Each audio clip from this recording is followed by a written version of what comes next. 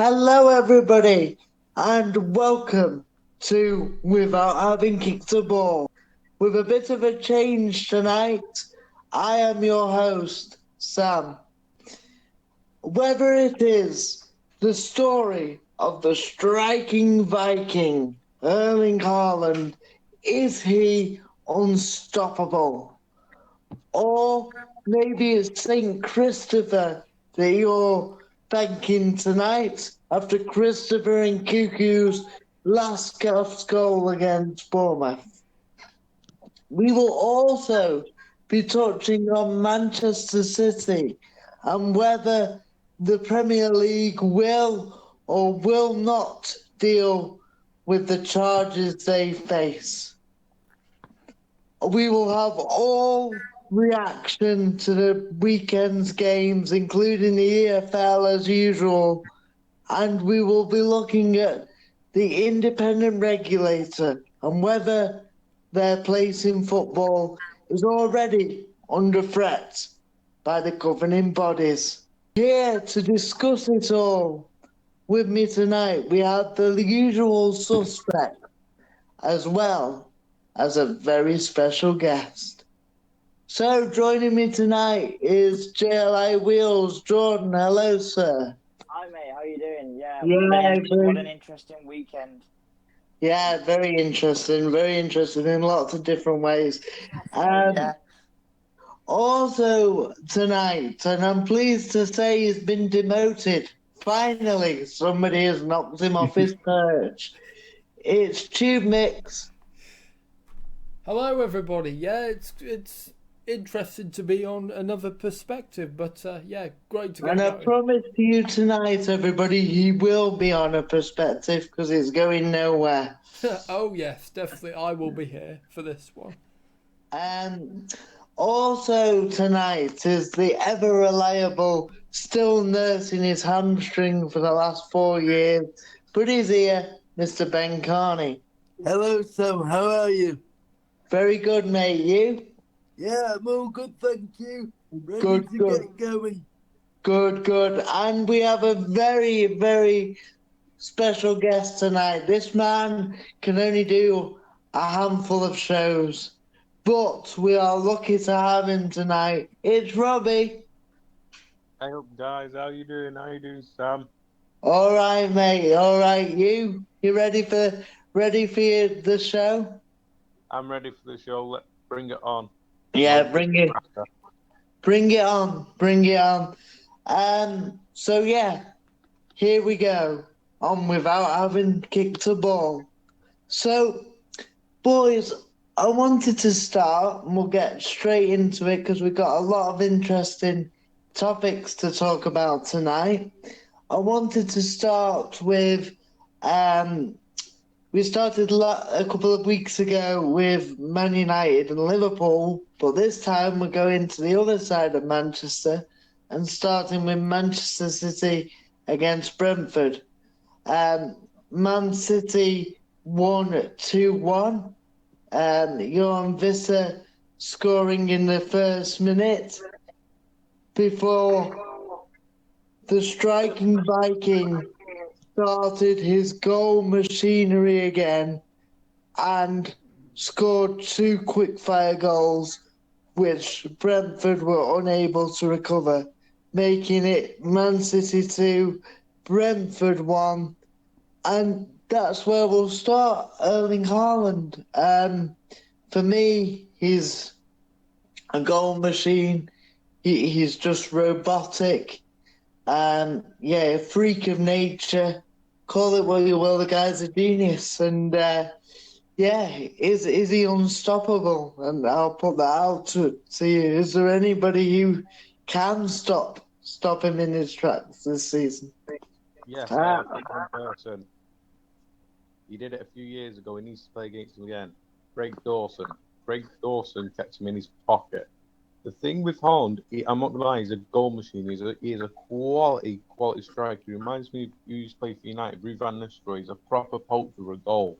I think what you need to do with Holland to stop him, you need to man mark him constantly. I mean, if you're on the attack, one defender needs to stay back on him and just constantly defend against him and man marking constantly. Don't let him out of your sight. And I feel like you would read him out of the game and you wouldn't hear of him much. I feel like that's what you need to do with him. Is just man marking constantly. It doesn't matter where the ball is on the pitch. You man marking.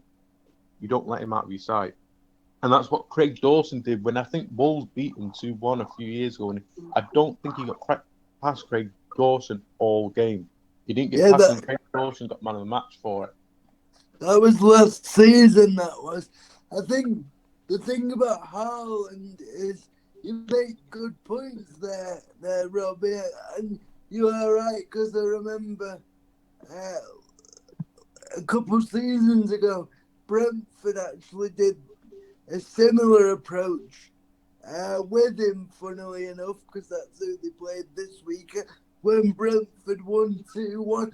So he can be tamed, but once you give him an inch, that's it. And the thing I like about Haaland is his repertoire of goals, and finishes. He mixes them up.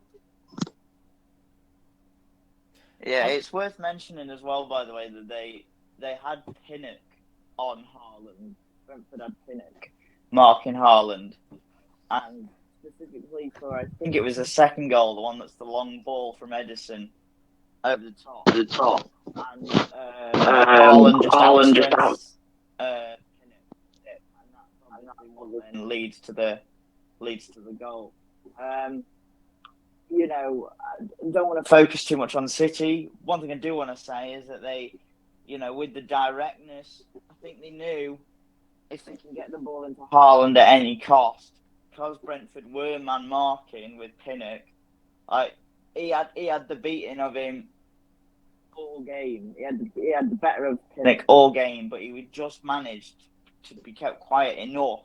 And then the two times that Pinnock finally kind of caved under the pressure of Haaland and the physicality of Haaland, were the two times when City were able to make the pressure tell.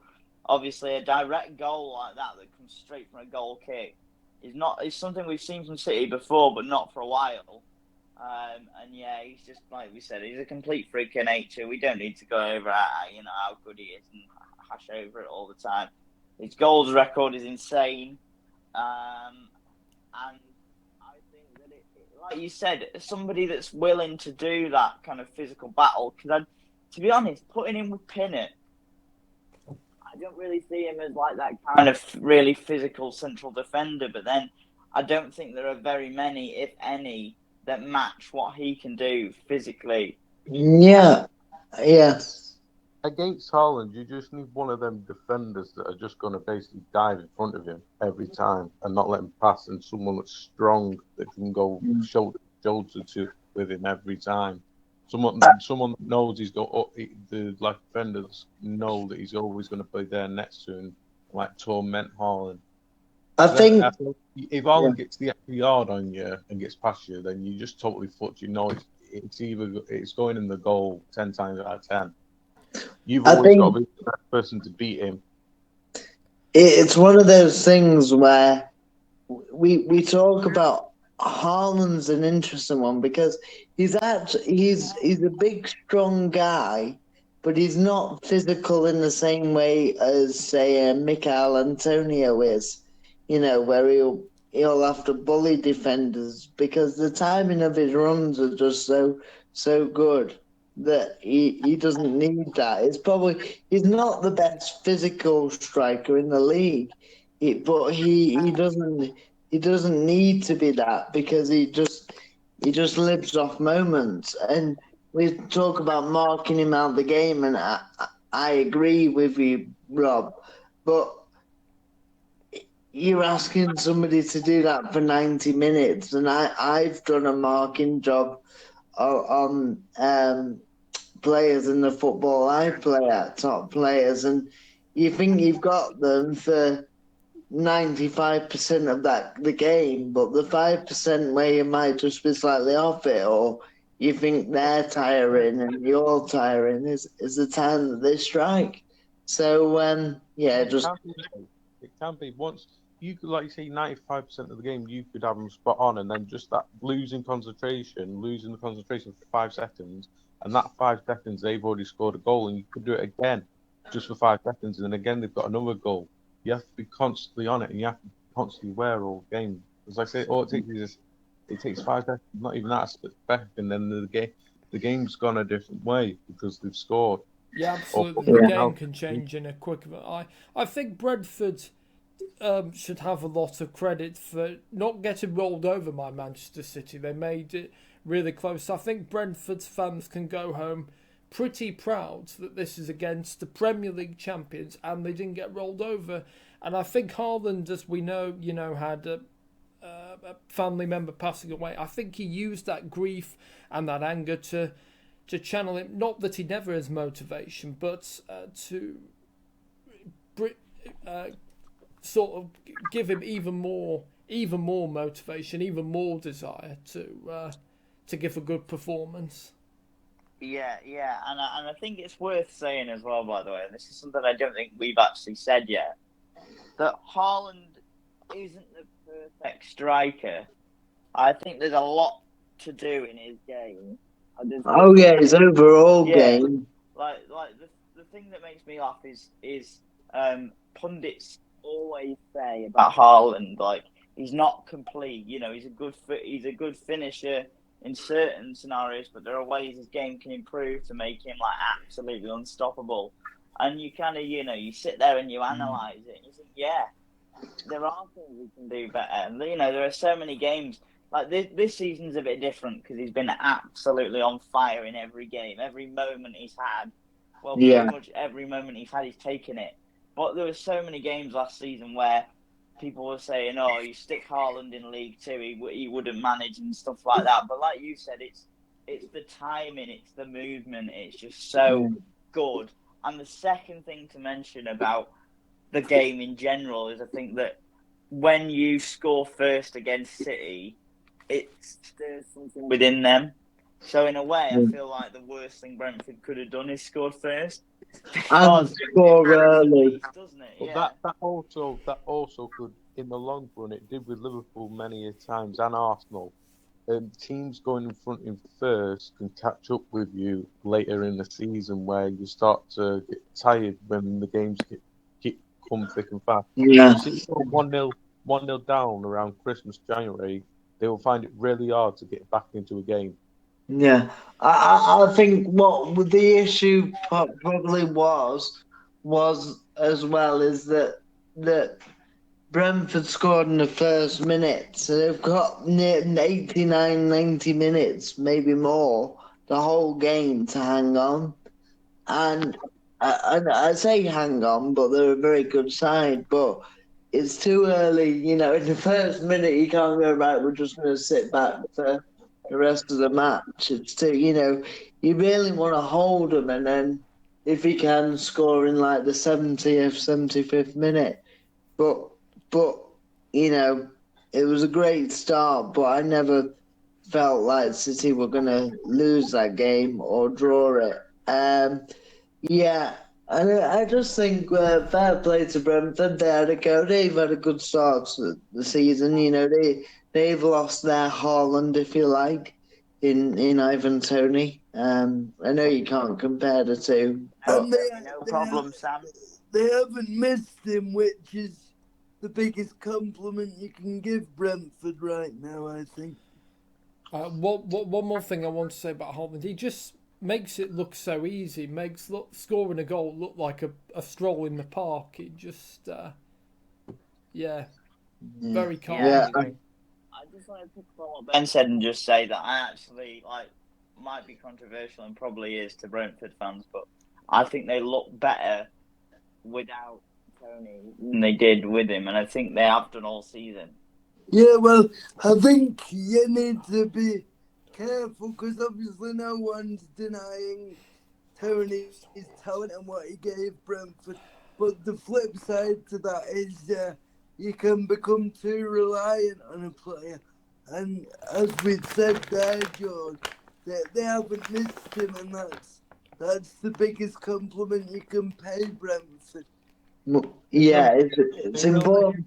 to remember that it is only 4 games in, so whether they, they're probably, I know he was out for lots of last season, but the strikers probably feel they've got a point to prove. So whether they'll miss him more over time, and they've got the lad who's injured at the minute to come back. Who was his name? Sorry, Thiago.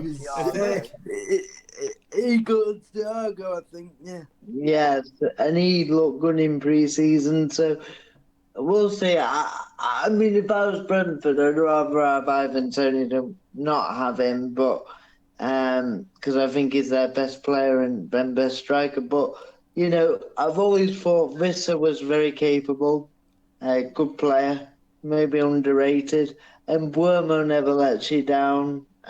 He understands the system, and they've got this Thiago to come back in. So yeah, I think Brentford will have a steady season, maybe anywhere from 12th to 15th, I reckon. Yeah, I agree with that. I don't think they'll go down. I think they'll be just fine. Is just last point on Erling Haaland? Is he the most deadly finisher we've ever seen in the Premier League? I'll ask each of you that. He's got to be. Oh, sorry, John. No, well, go on. It's just because it went quiet and I started. Go on, mate. I think he's got to be up there. Obviously, the Premier League has a history of lots of great strikers. The likes of Ronaldo, Thierry Henry, and yeah, if Haaland keeps his feet on the ground and keeps it up, then he could be up there. Just to clarify, I'm not talking about necessarily the best all-round striker. I think Henry is a better all-round player by far than Haaland. But is he the best poacher, the best finisher that's ever graced the English shores? Me, I'll say no. The greatest for me, and always will be the greatest, is Alan Shearer. Alan Shearer could score any type of goal. Haaland, he could be, if he carries on, he could be. In my eyes, Alan Shearer would always be, because Alan Shearer could score a goal from anywhere. He could dead the ball, he could volley the ball, he could hit the ball out if he wanted from pretty much anywhere outside the box, inside the box, and get you a goal. Like we're saying, goal poacher, Haaland's a bit different, because Alan Shearer just wasn't a goal poacher, he was an all-round goal scorer. But also, I see it as a City team thing as well.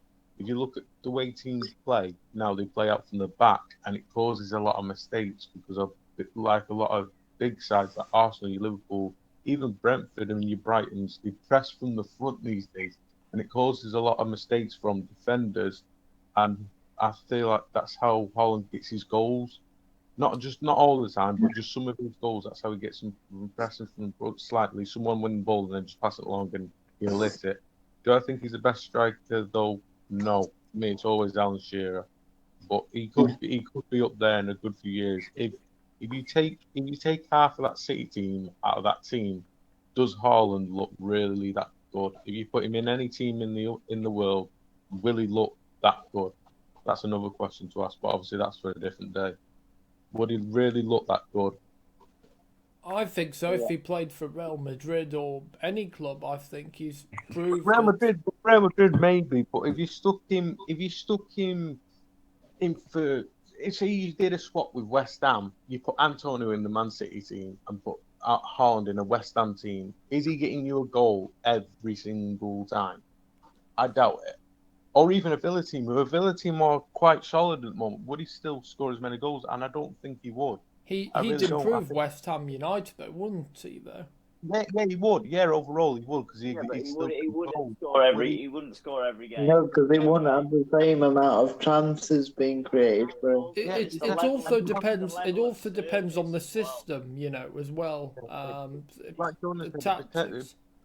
It depends on the service, because who's servicing him at the moment? Is it De Bruyne? You've got Bernardo Silva. Do you know what I mean? You've got Rodri.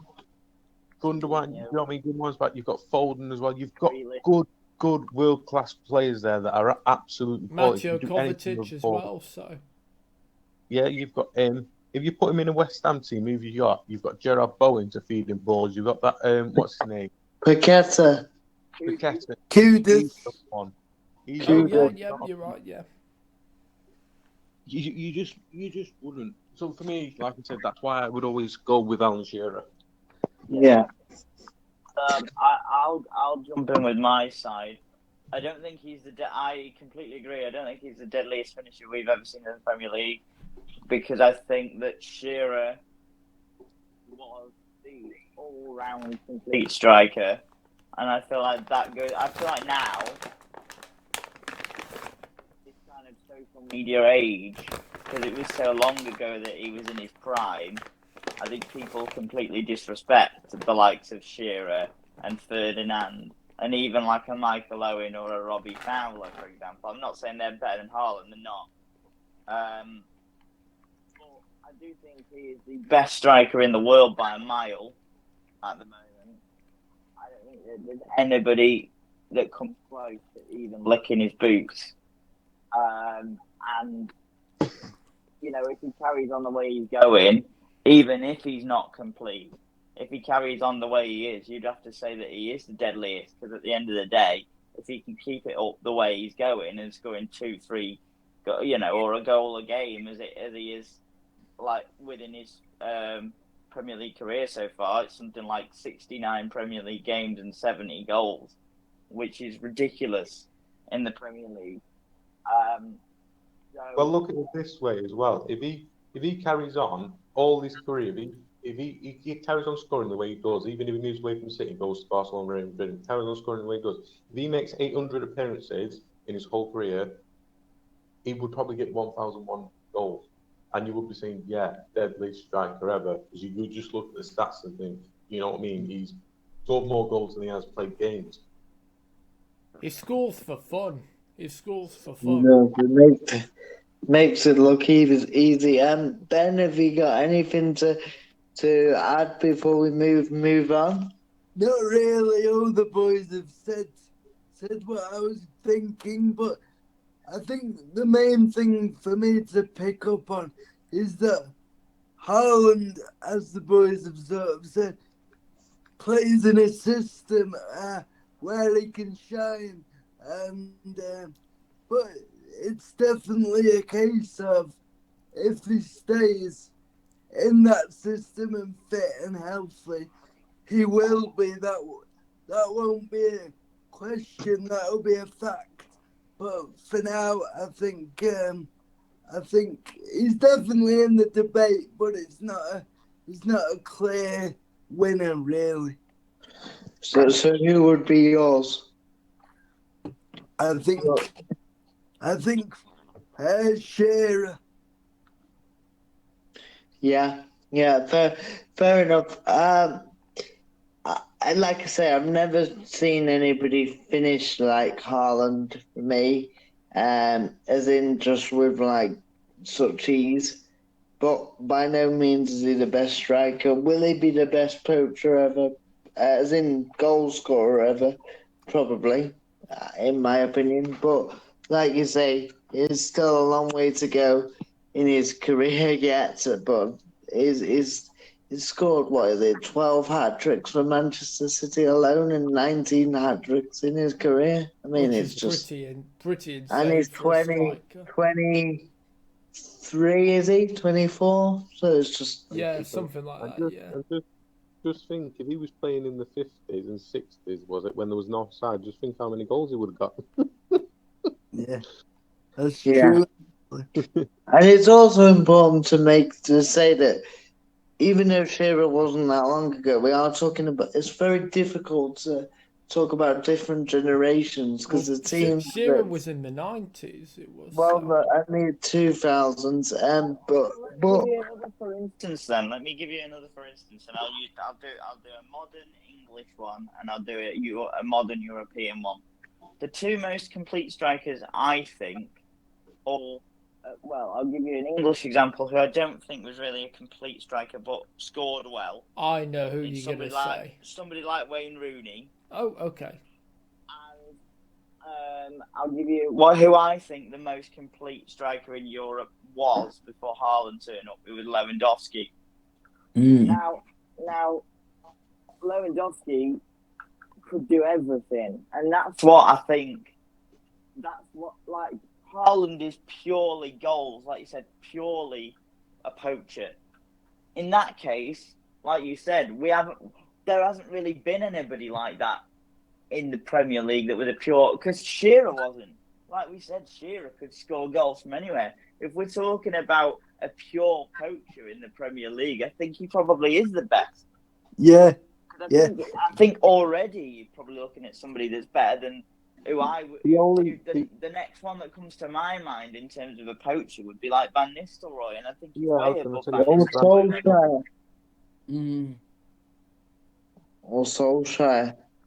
Solskjaer was Van the one. Nistelrooy started. Solskjaer was often on the bench, though. Yeah, but I mean in terms of pure poacher.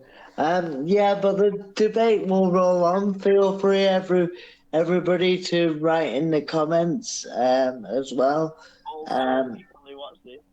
You know what? I know this is pre-recorded, but feel free to write in the comments of your favourite strikers and where you think Haaland. And we'll see it next episode. Moving on, boys, because I'm just thinking about time. And one of the main reason why I started with Manchester City is they have these 115 charges, breaches in financial fair play or PSR or whatever you want to call it. Now, we're not going to go into each one because we don't understand them all, and that'd be boring. But we had a little chat off air, Robbie and Jordan and myself, about what the punishments, if they are found guilty, should be, and not if they're just found guilty, but how many charges do they need to accrue before if they are found guilty. Obviously it doesn't matter if they're found innocent, but if they are found guilty, how many charges do they need to accrue to maybe face what they would see as catastrophic, they would see as measures beyond all proportions that I've seen before. I'm thinking, just to give you an example, we had Forest and Everton last year that had points deductions for 2 or 3 breaches of the rules. So how many of these charges, because I doubt all 115 of them will be proven, but how many need to be brought to light for City to maybe be relegated? Or what's your view on the overall picture of the I'll start if it's okay, because I think that my viewpoint is different to the others, or it differs in some ways. I want to say first that no matter what my opinion is, I think that if City are found guilty of the charges, of even half of them, it completely kind of questions the integrity of the Premier League if they were allowing this to go on. Because they're all, every team has to give financial reports and prove it's all fine. So there's no way that the Premier League, didn't know something was wrong if they are found guilty. So basically, I think that the punishment has to be as harsh as possible should they be found guilty, but I do not think they will, because I do think that it would cause catastrophic effects on English football, or at least the integrity of the top flight. In terms of what I think the punishment should be, I think about things like the Calciopoli scandal in Italy of a few years ago, where Juventus were were relegated. I mean, does it mean that, you know, those seasons, like Klopp used to say, oh, you know, if City get found guilty, then we get given the trophies and stuff like that. And I know he's half joking, half not, but I don't think you can take the trophies and the accolades away from the players, because they don't have, you know, they don't know what's going on behind the scenes, or maybe they do, but let's just say they don't, because why, you know, most players don't really get involved in it. So it's kind of difficult, because I'm kind of contradicting myself by saying what I'm saying, but I hope it makes sense. That I hope they get as harsh a punishment as possible, but I hope that it doesn't backfire on the players. Does that make sense? Yeah, I get you, that George. makes sense. Just picking up on what you said, obviously I'm going to try and remain impartial, because as a United fan, I hope it's a severe punishment, but it's definitely an interesting one, because, you know, as Sam briefly mentioned, Everton last year, they got harshly treated, and I know every case and every team is different, but same with Forest. And then you look this season, Leicester got let off. So Yeah, they were, completely got away with it, and Yeah. I don't think they even got charged by the AFL, did they? no, they didn't. That's the next thing I was gonna say. And City, I think it's important to mention that they'll have the best in class of everything. So it will be interesting. The stance the Premier League's gonna take, because in a way they've sort of set a precedent with Everton and Forest, but then this season, as I just mentioned, they've gone against that by letting Leicester off. So it's going to be interesting the route they go down. Can I go next, Sam? Go for it, Will. Well, I think in terms of the number of charges, so 6 or 7, I think, probably to be found guilty. And in terms of the punishment, well, it depends on the charge. The most serious charge, I guess, relegation. The less serious, I suppose, points deduction. I agree with Jordan. There's no point taking the trophies off the players. They train hard, and they're really good players. There's a really good manager in Pep Guardiola, and they are really good players. And there's no point giving the trophy to the likes of Liverpool and Arsenal when, you know, the seasons are gone. So I don't think that would solve anything. But yeah, that's just my view. The most serious charge for City, then they get relegated. The less serious, points deduction, or maybe even both. It depends on how severe the charge is. Right, okay.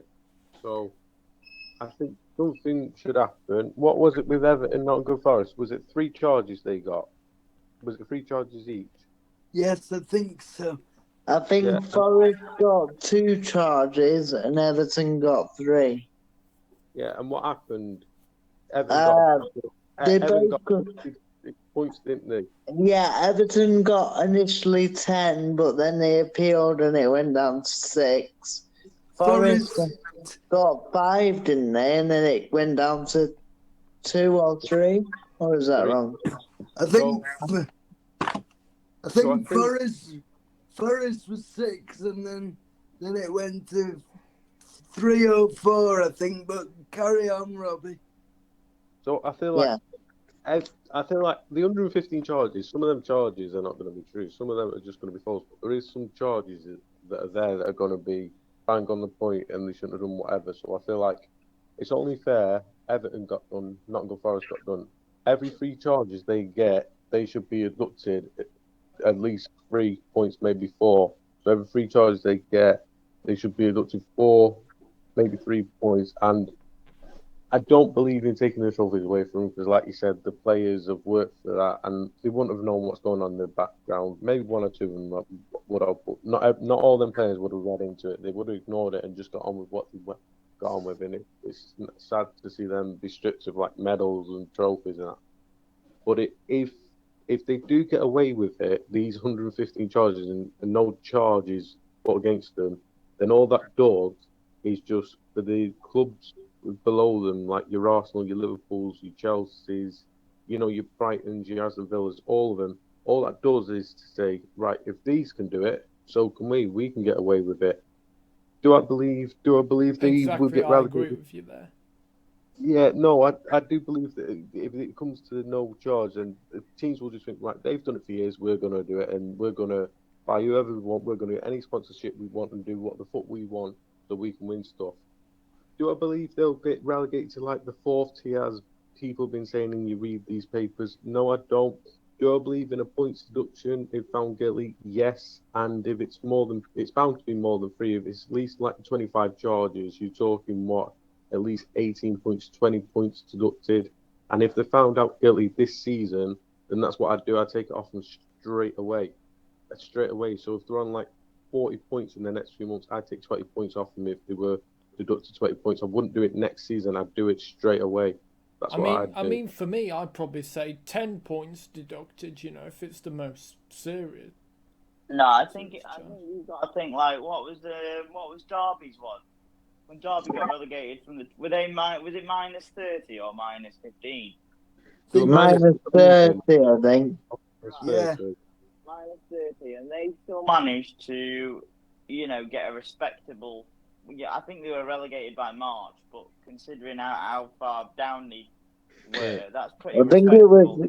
I think that with like 12 games to go, they were still in the running, weren't they? Yeah. So I think no matter what they do, I think if you relegate them, it makes a mockery of the Premier League. I think. I mean, if you've deducted so many points, then I think you could relegate them. If you've deducted so many points, I feel like you could relegate them, especially some of these charges. If they're so true and so lethal, then you could relegate them. Taking the trophies. There's no point in say putting them on minus 50 because they're never going to get that back anyway. Exactly. That's what yeah, but think about it. They know because they get 90 points a season. If they had minus 50, they would still get. If they had minus 50 and got 90 points, they'd still have enough to stay in the Premier League. Yeah, but that would only be 40. I know that has been enough in the previous years, but would that 40 be enough? Do you know what I mean? I think it definitely would be if it was this year because they're supposed to. Go on. The other thing is, if they did get relegated, even if they got relegated to Championship or League One, a few leagues down, and got fined like hundreds of millions, for example, would that team and that manager stay? That's another question. No, I think Pep would walk if they were relegated into the Championship. Pep would walk. Haaland would probably walk. So would Kevin De Bruyne. And so many of that team would walk. I think every single one of that team would go, but not only would them, a lot of the good young talent as well, like in the academies and stuff, because their academy is supposed to be like the top 5 one of the top 5 in the world. Their academy would be gutted. Their substitutes are that good that every single one of them would go. That club would just be completely melted away. The other thing I would do is. But sorry, the other question is though, where's the players' loyalty if they're going to walk away after all that? You should argue, do you not stay? Do we fight this? Yeah, but do you not think that? Let's say, for example, worst case scenario, right? Worst case scenario, they get relegated to bloody League 2, which I don't think they will. I think if they were going to do anything, they'd get relegated to the Championship. In which case, I reckon most of them would stay, apart from the massive stars. And Pep would definitely go, right? Well, let's say if they got relegated to League 2, for instance, which you don't think they will, but let's play devil's advocate. Yeah, well, it's a good hypothetical. Yeah, but no way are any of those players going to go to Accrington Stanley away. No way. Are you going to Grimsby see Town. Hurland Hollander and Kevin De Bruyne at Gresty Road? They do it at Delta Raps against Scunthorpe and refuse to play. He doesn't want to play because he doesn't know where it is. That's right.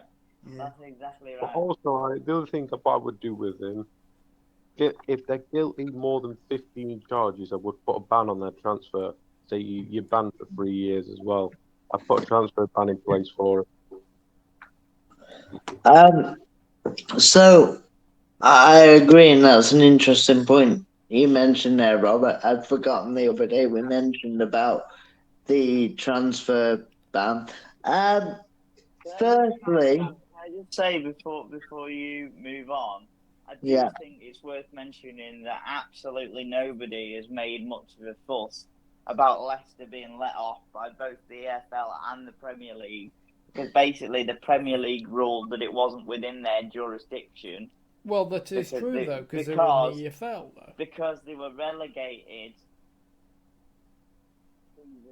Yeah, Charges came, and they got, by the time they got found guilty, they were in the Championship, which means that it was the EFL's decision to make. Which I know what you're going to say. That's completely valid to me. Leicester is not City, and that's correct. But no, but they were found. They were found innocent in the end. But on how many accounts were they charged? How many accounts were they guilty of? No, I'm not quite sure, to be honest. No, the same as anybody else. It was only the same as anybody else, like 3 or 4. But it got dropped because they couldn't figure out whose responsibility it was. That was why. No. They were charged initially, not under EFL or Premier League, under something else. But then they appealed it, and a panel heard the appeal, and they've been found not guilty. So the one thing I would like to say is we're obviously not, and we're not involved in these what's going on. We don't know. We're like a news outlet. We can only speculate on what we hear, and to be honest, we don't know anything at the minute. Like, we have a justice system in this country, whether you're innocent or guilty, and all these things, and that's important that's upheld, because it's very easy to look at it and go, and I'm saying this as a Man United fan, oh, it's Man City, oh, they've got all this money, they must be corrupt, they've got to be, but we don't know that for sure. So even though there's a lot of charges that would indicate the amount of charges that there's obviously something going on, until those are brought to light or not, and lawyers get involved, and I know it gets complicated, but you are innocent till proven guilty. Exactly. Yeah. That's the way in this country. You're innocent till proven guilty. Everyone deserves a fair trial. And this is complicated because the initial hearing might finish by Christmas, then the appeal starts in March, which it will appeal if they're found guilty. Then the hearing finishes by Christmas, then the verdict by March, then the appeal. So we're looking at, around Christmas 2025, which is the one way we've not even had Christmas 2024. Yeah, it's like this, by the way, 15, 16. So it's going to go back and forward unless they're found not guilty. It's important for me to stress, and this is why I brought it up, that Leicester on appeal, and everybody has the right to appeal. And I'm not, we all love Leicester and the Leicester story, but we're found not guilty on appeal. So you have to say that at this moment in time, Leicester were not guilty. So that's okay for me. The worry is, and I'll bring it back, is that if City are found guilty of a significant portion of the charges, it's not up to me to say how many that should be, but a significant proportion of the charges they're found guilty, then it's going to be deeply embarrassing. They're going to have egg over their faces. Well, then the Premier League have to deal with them with, the utmost, punishment. The Premier League are going to look very, very stupid if they turn around and go, well, we're going to give them, say, a 20-point deduction for 100 charges, or what would be worse would be, for me, financial is there's no good financial for any of these Premier League clubs. Let's say peanuts, Crew, isn't it? Let's say Crew had charges against them. We're Crew fans. Hit them with a financial, and they'll feel it because they're lower down in the pyramid.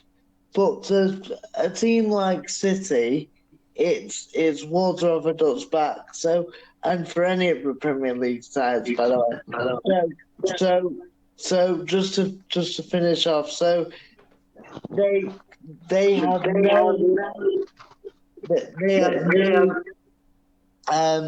there's no point in doing that. So for me, if they're found guilty, it has to be a point deduction. And if it's serious enough, then maybe relegation and transfer embargo. But they have to be very careful that they don't upset their members, because otherwise other clubs are going to look at it and go, well, the Premier League have made all these rules, but we can just break them up. Watch this space with Manchester City, that's all I can say. It'll be very interesting and very topsy-turvy in the months and maybe years ahead. Anyway, on to the other games in the Premier League this weekend and giving you the results. And the major talking points is TubeMix. Thank you, Sam. So Jordan will have your EFL results late in the show, but first of all, let's start with Saturday the 14th of September's results. We gave you the result of the City game, but I'll just recap it. Manchester City 2, Brentford 1, Aston Villa 3, Everton 2. Tell you what, not good times for Everton. The goal scorers, Dwight McNeil in the 16th minute for Everton, Dominic Calvert-Lewin then in the 27th minute, and Dwight McNeil, as well as getting a goal, also provided the assist for Calvert-Lewin. For Aston Villa, Ollie Watkins scored in the 36th minute and in the 58th minute. In the 36th minute, his goal was assisted by Lucas Dean, and John Duran with an absolutely amazing goal in the 76th minute, assisted by Ross Barkley. Right, we move on to Liverpool 0, Nottingham Forest 1. This was a quite shocking result, and the honeymoon is over for Arne Slot, and it's former Chelsea boy Callum Hudson-Odoi in the 72nd minute, assisted by Anthony Elanga, former Manchester United player. Screamer that. Yeah, caressed it into the corner. Just let me add to that. Liverpool's season will end up being a hit and miss all season. It will be like when Jurgen Klopp first came, he could go and smash your Cities, Arsenals, and your Chelsea's, the top teams, and then go and lose like 3-1 against Watford, Swansea, and your Leicesters. And that's what Arnold Slot will be like this season. He's going to beat the top sides, and he's going to absolutely struggle against these lower sides, where he's going to get beat these 1-0s and 2-1s. And that's what's going to do Liverpool over this season, I think. But I do think top four will be all right for us. Right, that's where okay. Liverpool Thank are. you, Robbie. So we move on to Fulham 1, West Ham United 1, and former Wolves player Raul Jimenez scored in the 24th minute, assisted by Emil Smith-Rowe. Always good to see him score, by the way, Raul Jimenez after his Yes, injury. absolutely, after his head injury. And So great yeah, brilliant. hustle And from- Smith-Rowe from still Smith-Rowe making as well. a good start since he signed for Fulham. And how about this? In the 95th minute, Danny Ings scored the equaliser for West Ham United, assisted by Jared Bowen. 95 minutes. Wow. You must be happy about that, Rob, being a Liverpool fan, and the injuries Danny Ings had while at Liverpool. To see him scoring again. Yeah, he's a proper quality striker. It's just a shame about his injuries because he's a proper natural striker. He can do it. He can do it all. He can hold up the ball. He can outstrengthen someone. He can score goals. He can even header the ball well. It's just a shame about his injury records because I was sad to see him leave Liverpool when he did. Because he did it for Burnley, Southampton, most clubs he's been at, he's done it, and it's just a shame that he's gone down the pecking order at West Ham because they've got a few forwards coming in now, and he's getting a bit older. Agree. Right, we move on to Selhurst Park and Crystal Palace 2, Leicester City 2. Matata scored in the 47th minute and also had a penalty in the 92nd minute. And Tyrick Mitchell assisted Matata's strike in the 47th minute. For Leicester City, Jamie Vardy in the 21st minute, one of the last remaining members of that title-winning team, of course. And Wilfred Ndidi assisted his Vardy's goal in the 21st minute, and not sure how you pronounce this, but I'll have a go. Mavaldi? Steffi Mavadidi. Steffi Mavadidi, right, Mavadidi, okay. Right. Oh, Robbie's a to go. So thank you, Robbie, for your contributions, and Cheers, mate. We'll continue on. Mavadidi in the 46th minute, assisted by Wilfred Ndidi. So it's a duo of assists for Ndidi. Right, we move on to Brighton and Hove Albion 0, Ipswich Town 0. Not much to say about it. Goalless draw. So we'll just move on, I think. And let's see, we'll go to AFC Bournemouth 0, Chelsea 1. And how about this? In the 86th minute, Nkuku, not sure if I pronounced his name right. Nkuku. Nkuku, is that right? No, Nkuku. Nkuku. Yeah. Right, sorry. Actually, you're wrong and all. It's Nkunku. Nkunku. In the 86th minute, assisted by Jadon Sancho. Obviously, he signed for Chelsea on loan from Manchester United on transfer deadline day. So we'll see if Sancho can continue. I mean, that assist will obviously still give him a good bit of confidence. And talking about United, the final game for Saturday the 14th of September. Which was actually the first game of the weekend, but yeah. Yeah, I know. I've sort of. United. I've gone in a weird order here, but never mind. So, Matthias de Ligt in the 35th minute for Manchester United. Marcus Rashford in the 41st minute. Like Eric Ten Hag said, well, also quoting Cristiano Ronaldo, like a ketchup bottle, once you've got a little bit out, then the rest comes out. And, I'm not convinced about that, to be honest, but carry on. No, He's so full of shit. It's a good point, though, with striker. Once you've got that goal, you've got the confidence. So, no, it's... Yeah, no, I can see what he's saying, but I just can't see it happening with Rashford. It's worth saying as well that I watched that game and Southampton battered us in the first half. Missed a penalty, Cameron Archer.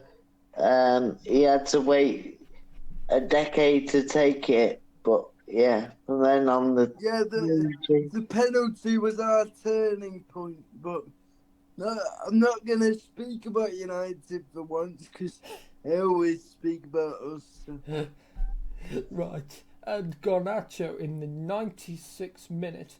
And, oh yeah, I should give you the assists. So Bruno Fernandes in the 35th minute. Diallo for the 41st minute. And Diogo Dalot for the 96th minute. And Southampton were down to 10 men after Jack Stevens was sent off with a red card. Horrendous tackle. Dirty bastard. It didn't look that bad at first, like on a couple of angles, but then when they showed the one angle at the side, he went right into his knee. Oh, it was horrible. Oh dear, well there's no place for that. So we continue on to Sunday. Wolverhampton Wanderers 1, Newcastle United 2. Mario Lemina, former Southampton player in the 36th minute, assisted by J. Strand Larson. I think I pronounced that right. For Newcastle, Fabian Schär in the 75th minute, assisted by Bruno Guimaraes. Is it Guimaraes? Guimaraes. Guimaraes, is it? No. Guimaraes. Oh, Guimaraes. Yeah, that'll do. That's what he says when he wants more money. Give him a rise. Anyway, Harvey Barnes in the 80th minute, assisted by Joe Willard. And finally, we move. What a goal by Harvey Barnes, by the way. That's, I think, the second game week in a row. I know the internationals were last week, but the second game week in a row he scored a goal, so good to see him. Absolute belter. I've always liked Barnes. He is good. And finally, the final game is Tottenham Hotspur 0, Arsenal 1, North London derby, and a header from Gabriel, assisted by who else but Bakayoko Saka. And that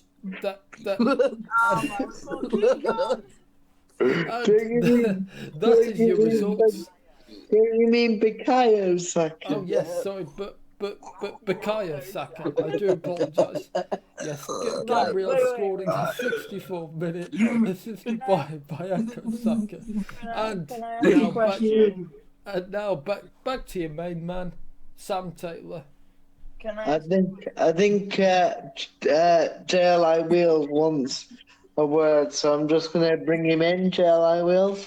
I want to know why haven't we talked about each one individually? Why do we speed all that up?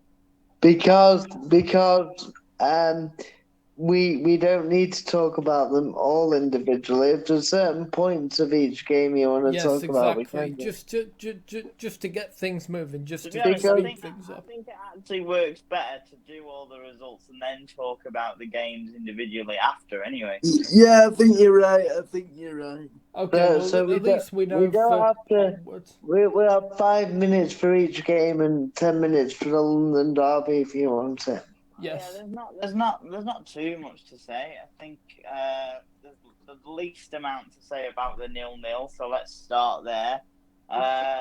Good point for Ipswich. Brighton absolutely dominated.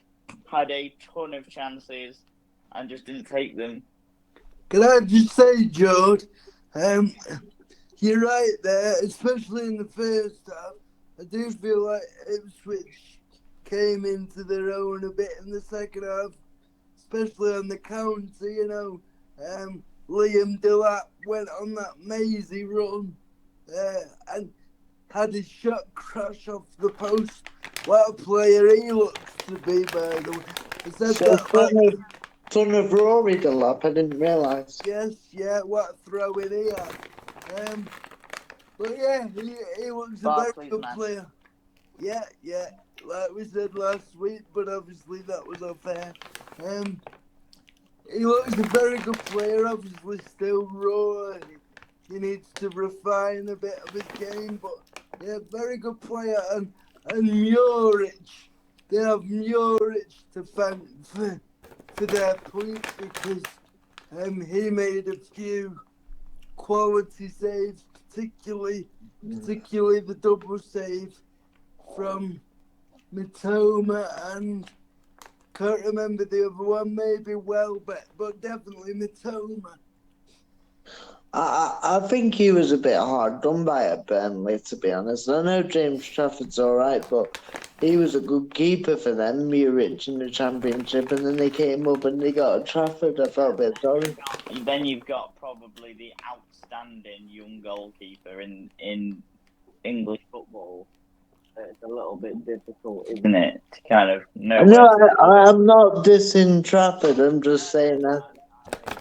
Yeah, though, on English young goalkeepers, I'm going to throw someone out there.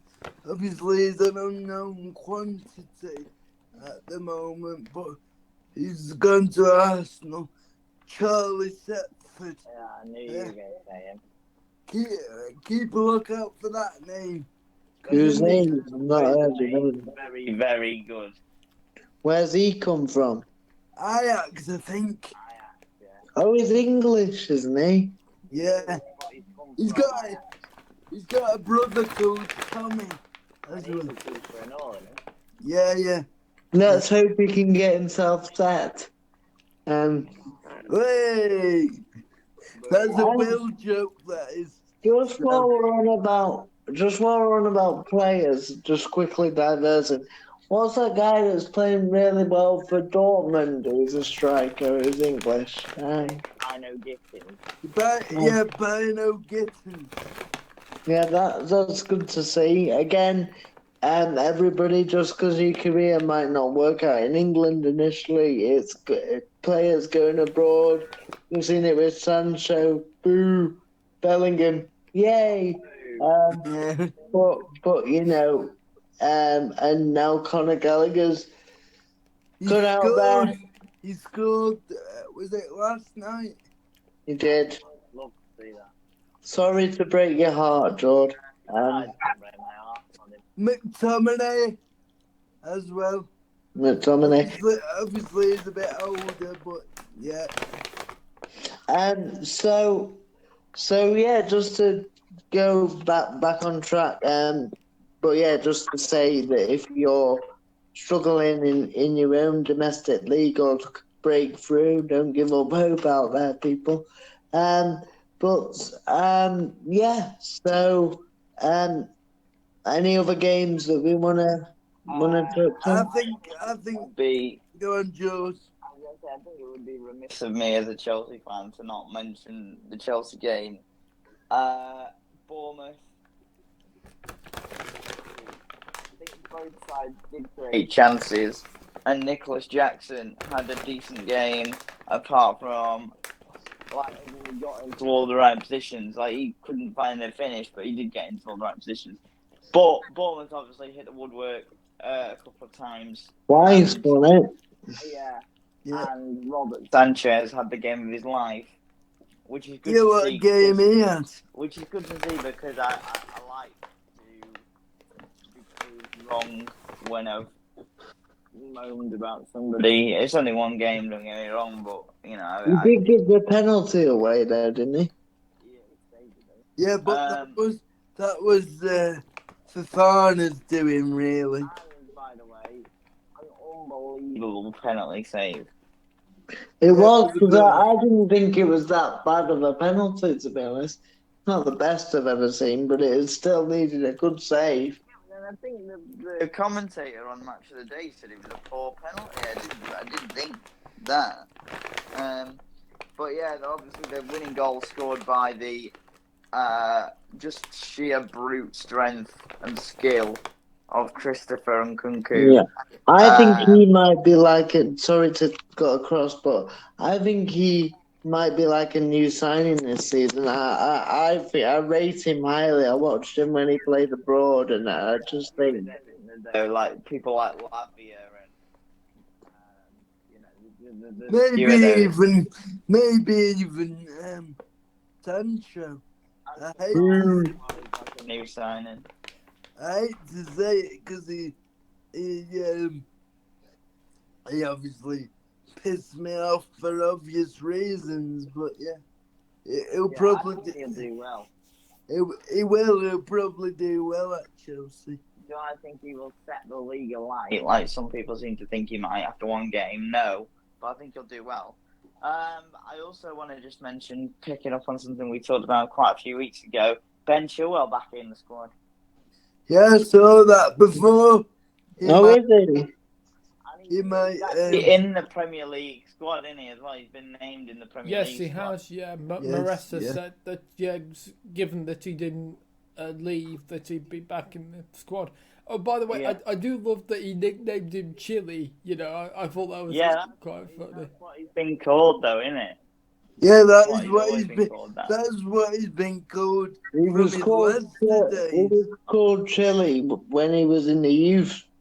When he was just breaking through in Leicester's title-winning season. Oh, okay, in the right. So cup. I've only heard Maressa refer to as. But I do like that name. Yeah. Look, at the minute, as we discussed the other week with the Chelsea project, because obviously there's so much kind of boardroom stuff that we haven't talked about, mainly because it's just hearsay at the moment. But they did reference it on Match of the Day, which I thought was weird because, you know. But then again, it was a pretty big news story. Supposedly, Todd Bowley was the one that wanted to bring in all the good players. Like, famously, apparently, he wanted to bring Ronaldo in when United, after United had him. Unlucky Todd. To be honest, I think Saudi's better off in fucking Saudi Arabia. Then I don't have to see his face every week. Moving on. Be careful, otherwise we're going to fall out. You are talking about one of our icons here. I didn't like the way he left, but yeah. Anyway, and it was Vedad Egbali is the one that's kind of gone with the project and the young players and the fiddling with the contracts and doing kind of the, you know. So supposedly it's two owners with two completely different like ways of thinking that are both ready and willing to buy the other one out. Yeah, that's what I was just about to say.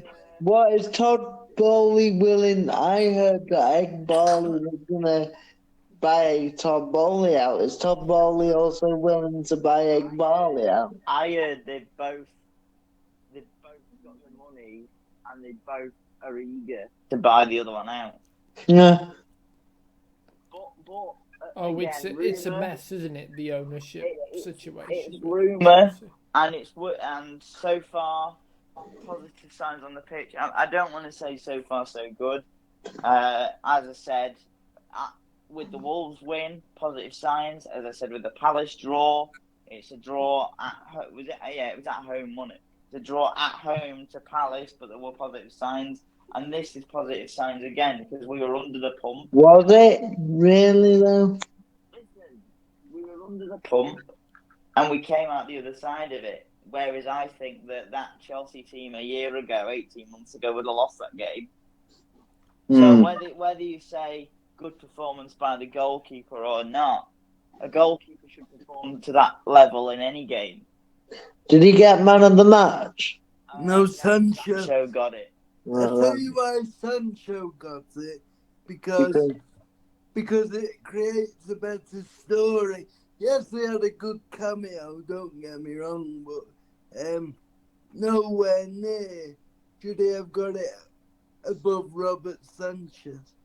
Yeah, I sometimes feel a bit. I always sometimes feel a bit sorry for goalkeepers. Because, like, say they have a brilliant game, and then, like, Nkuku had that one brilliant moment. So often they go for the match winner. When actually think about what when actually the match winner was the goalie. Arguably. Think about what I've just said. Then that proves the point where I've just said to you, it was a good goalkeeping performance, but a goalkeeper should perform like that. Like, that's wrong of me to say, but it's true and not true. So I think when a goalkeeper has a good game, people kind of think the things that I've just said, where they've gone, well, he should play like that. Yeah, but you could argue most of Chelsea's squad should play, or any footballer that's getting paid should play. again, we're talking about what we did the other week, where I don't really think that Chelsea squad has the quality yet within it to play at the levels that are expected. But we'll see. It's early days, positive signs, whatever. In terms of things that we need to talk about in terms of the Saturday games, I think it would be remiss of both me and Sam to not talk about in great detail a game that we sat and watched together over a glass of Prosecco. Well, I had one and Robbie had one, but you didn't. Well, I didn't think I liked it, but then, yeah, later proved otherwise. Anyway, carry on. Yeah, no, it was an interesting game, wasn't it? Which, like Robbie kind of said, I think I don't know whether he said it when we were on air or off air. To be honest, I wasn't quite listening when we first came back, but I did say, Everton. I said something like Everton are going to get battered here, and then went off to go to the toilet. While I'm in the toilet, was it Calvert-Lewin with the they'd already scored when he went to the toilet, and we were laughing. Yeah, at one just before McNeil scored, I said Everton are going to get battered, and then McNeil broke away and hit the very, very good sort of angled shot. It was a lovely goal, and the second goal went in when I was in the toilet, so I didn't see it. But I know it's from Calvert-Lewin. It's also compounded by what I think are two of the misses of the season so far by Calvert-Lewin. Hitting the bar when he's... The second one was unlucky. He hit it, and it just was an inch too high. The one where he hits the bar, it's marginal. He has to hit the target there. But look, we've seen strikers miss worse. The one where he's one-on-one and he tries to go around the goalkeeper and he runs into Konza. I think is just, one, poor decision-making, and two, terrible pitch awareness. Because surely he's aware that Konza's following him because he was on his own. So there has to be a defender recovering. And then, of course, good ball from Digne, good goal from Watkins, second goal, mix up at the back, a horror show from Tarkowski to put it onto a plate for Watkins. And then John Duran, who I just love. I think he's got a great vibe for the Premier League. I just love it. And it's Duran. It's a worldie. He's 30 yards out. He's got no right. That's not what strikers are taught in today's top flight football. There's been so much conversation. I was reading an article about it on, I think it was the BBC Sport, about how the art of screamers is going away. And then funnily enough, this match week we've seen some great goals. Like Nkunku's is a screamer for another it's not a long range screamer, but it's a screamer for another reason.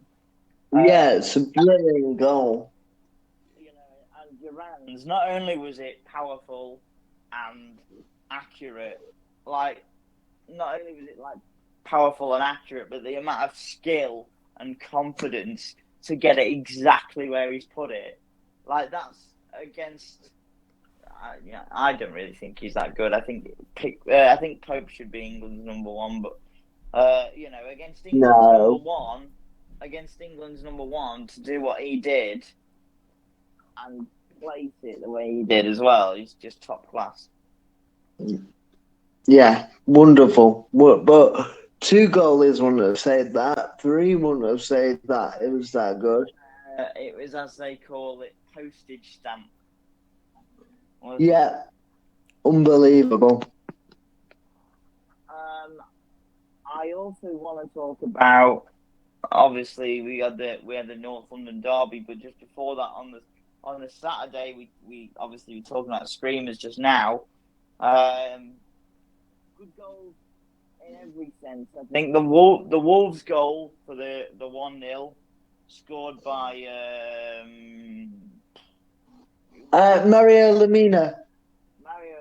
Correct, that's right. The little dummy from João Gomez.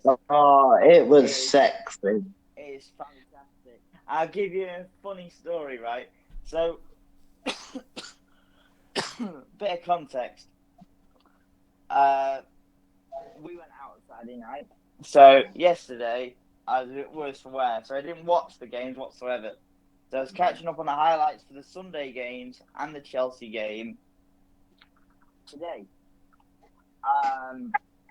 And I was watching it, and I was watching them with my mum because sometimes we just sit and, we'll watch football together. And she says, why did he leave that? The ball comes in, and she says about Joe Gomez, she says, why did he leave that? And I says, no, look. I said, he didn't leave it. Look. And then it showed on the replay that as the ball comes in, he looks behind him to see what's behind him and then dummies it. And she goes, oh, look at that. That's so clever. I'm like, yeah. I mean, it's a great bit of skill from Joe Gomez. We talk about pitch awareness. Yeah. That Calvert-Lewin didn't show. Excellent footballing IQ. And then another thing that I also had brought up in that conversation was that Harvey Barnes can't even get into the Newcastle team, let alone the England team. And I don't really understand why, because I think he's been fantastic for Newcastle so far. Not to mention the share goal, we need to mention it. He loves a long ranger, obviously. It's sad, just it's. It did take a nick off the head of Craig Dawson, so it would be remiss of us to not mention that. But then Harvey Barnes, oh my word, what a goal. Like, it's just so good. And he is so good. And why do you think he doesn't get opportunities at club? Do you think it's because injuries? Do you think it's because Gordon plays on the left, though? No, I think you could play them together, one a bit more central than the other. I think injuries make... last season he was injured a lot. And obviously that team... on the one hand, you have your regulars, and also maybe Eddie Howe just wants to ease him back in because he had a long time injured, and it's one thing being fit, and it's another thing being match fit. But 2 goals in 2 games shows he's on his way back. So good luck to him. And I do feel, by the way, that with the way that Lee Carsley's gone with his selections, I think if Barnes keeps it up, there is a very good chance he will be in the team. North London derby, any thoughts really? Well, of course, it's a game full of passion. It's a game, historically, you think of Tottenham or Arsenal, or Arsenal Tottenham, you think of Sol Campbell, was a Tottenham lad, and then moved to Arsenal, was the captain of Tottenham as well. And then, but I think Spurs are a bit Spursy at the minute, as in, sorry everybody, I know that's a bit corny, but they are. They just don't finish any of their chances off. They play okay football. I quite like the way Ange plays. But one thing I'd say about Arsenal in the last just over 2 years, so this is their 3rd season now being considered title contenders again, is they've got steel about them. Steel. They don't always play well, but they could get results. And when they do play well often, but I'm saying it's so important that when you're in these big games where you might not play your best to get a result. Oh, exactly. To go away I agree with you, to grind results. The best teams that can do that win titles. And they're the most... When you look back, if you achieve something they're the most satisfying games. Yes, because if you've not played well, but you've managed to just hold on, and because they're the games like you say, well, we've improved because we've found a way to get a result. Even if it's ugly, even if it's not great to watch, we found a way to win. And we know now that in the Premier League it's such fine margins. It used to be 80 points, 85 points. Now it's, getting on to 98 to 100 you need. So any little slip ups, is a point here, 2 points here and 2 points there, and a loss here, a loss there. Nobody batted an eyelid. United or Arsenal would lose 4 or 5 games a season and still feel they could win a league. Now you lose one game, or well, maybe not one, but two, and it's like, oh my gosh, you're out of the title race almost, because the standard that City and Liverpool under Klopp set and under Guardiola, They set such a respectively, for high that couple standard, of years. didn't they? There is a very high Yeah, standard. and now it's sort of carried on. Gary Neville, one of my heroes, being a United fan, spoke about it did lose a couple of games on the trot, and they wouldn't be bothered because they needed the heroes to get back. But he said in today's day and age, you lose a game, and it's like, shit, we need to get back quickly. So yeah, it sort of summed up where the teams are. Probably not an awful lot between them, but Arsenal have the ability to not play well and get results, whereas Spurs, will play well as Arsenal do a lot of the time, but won't necessarily get the results. So a great header by Gabriel, by the way. Yeah. What do you think it is? Because I just don't get it. I've watched Spurs a couple of times, and they play well, and they create such good chances, and yet they just, I just can't quite work. I can't quite work them out. Confidence. It's confidence. Yeah, but You thought, you know what they remind me of? Brighton under Graham Potter, where they played really, really good football, would absolute most weeks destroy teams. If it was a boxing match, it'd be over.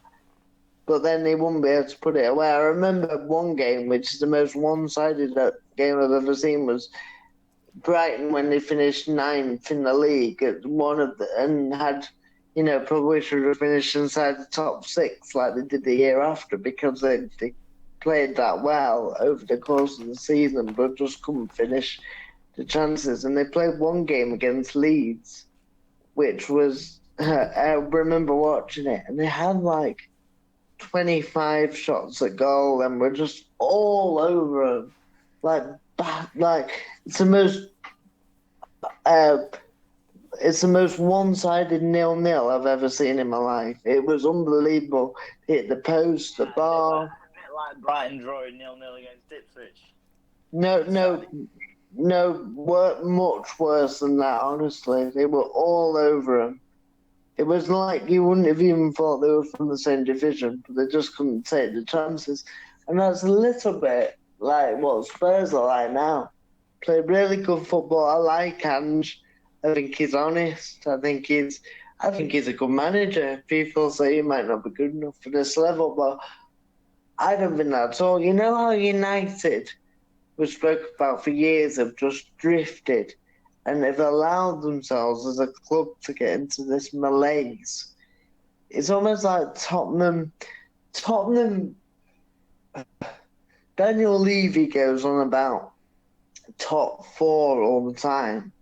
A bit like Arsenal did in the latter stages of Arsene Wenger's reign. And that was seen as good enough. And maybe it is, but Spurs need to be saying, we're going to try and win every game. We're going to try and be title contenders. But it's like the club, not necessarily just talking about the players. The club don't have that mindset. And that, because it's been like that for so long, that transcends onto the pitch, whatever style the manager plays. I agree with what you're saying.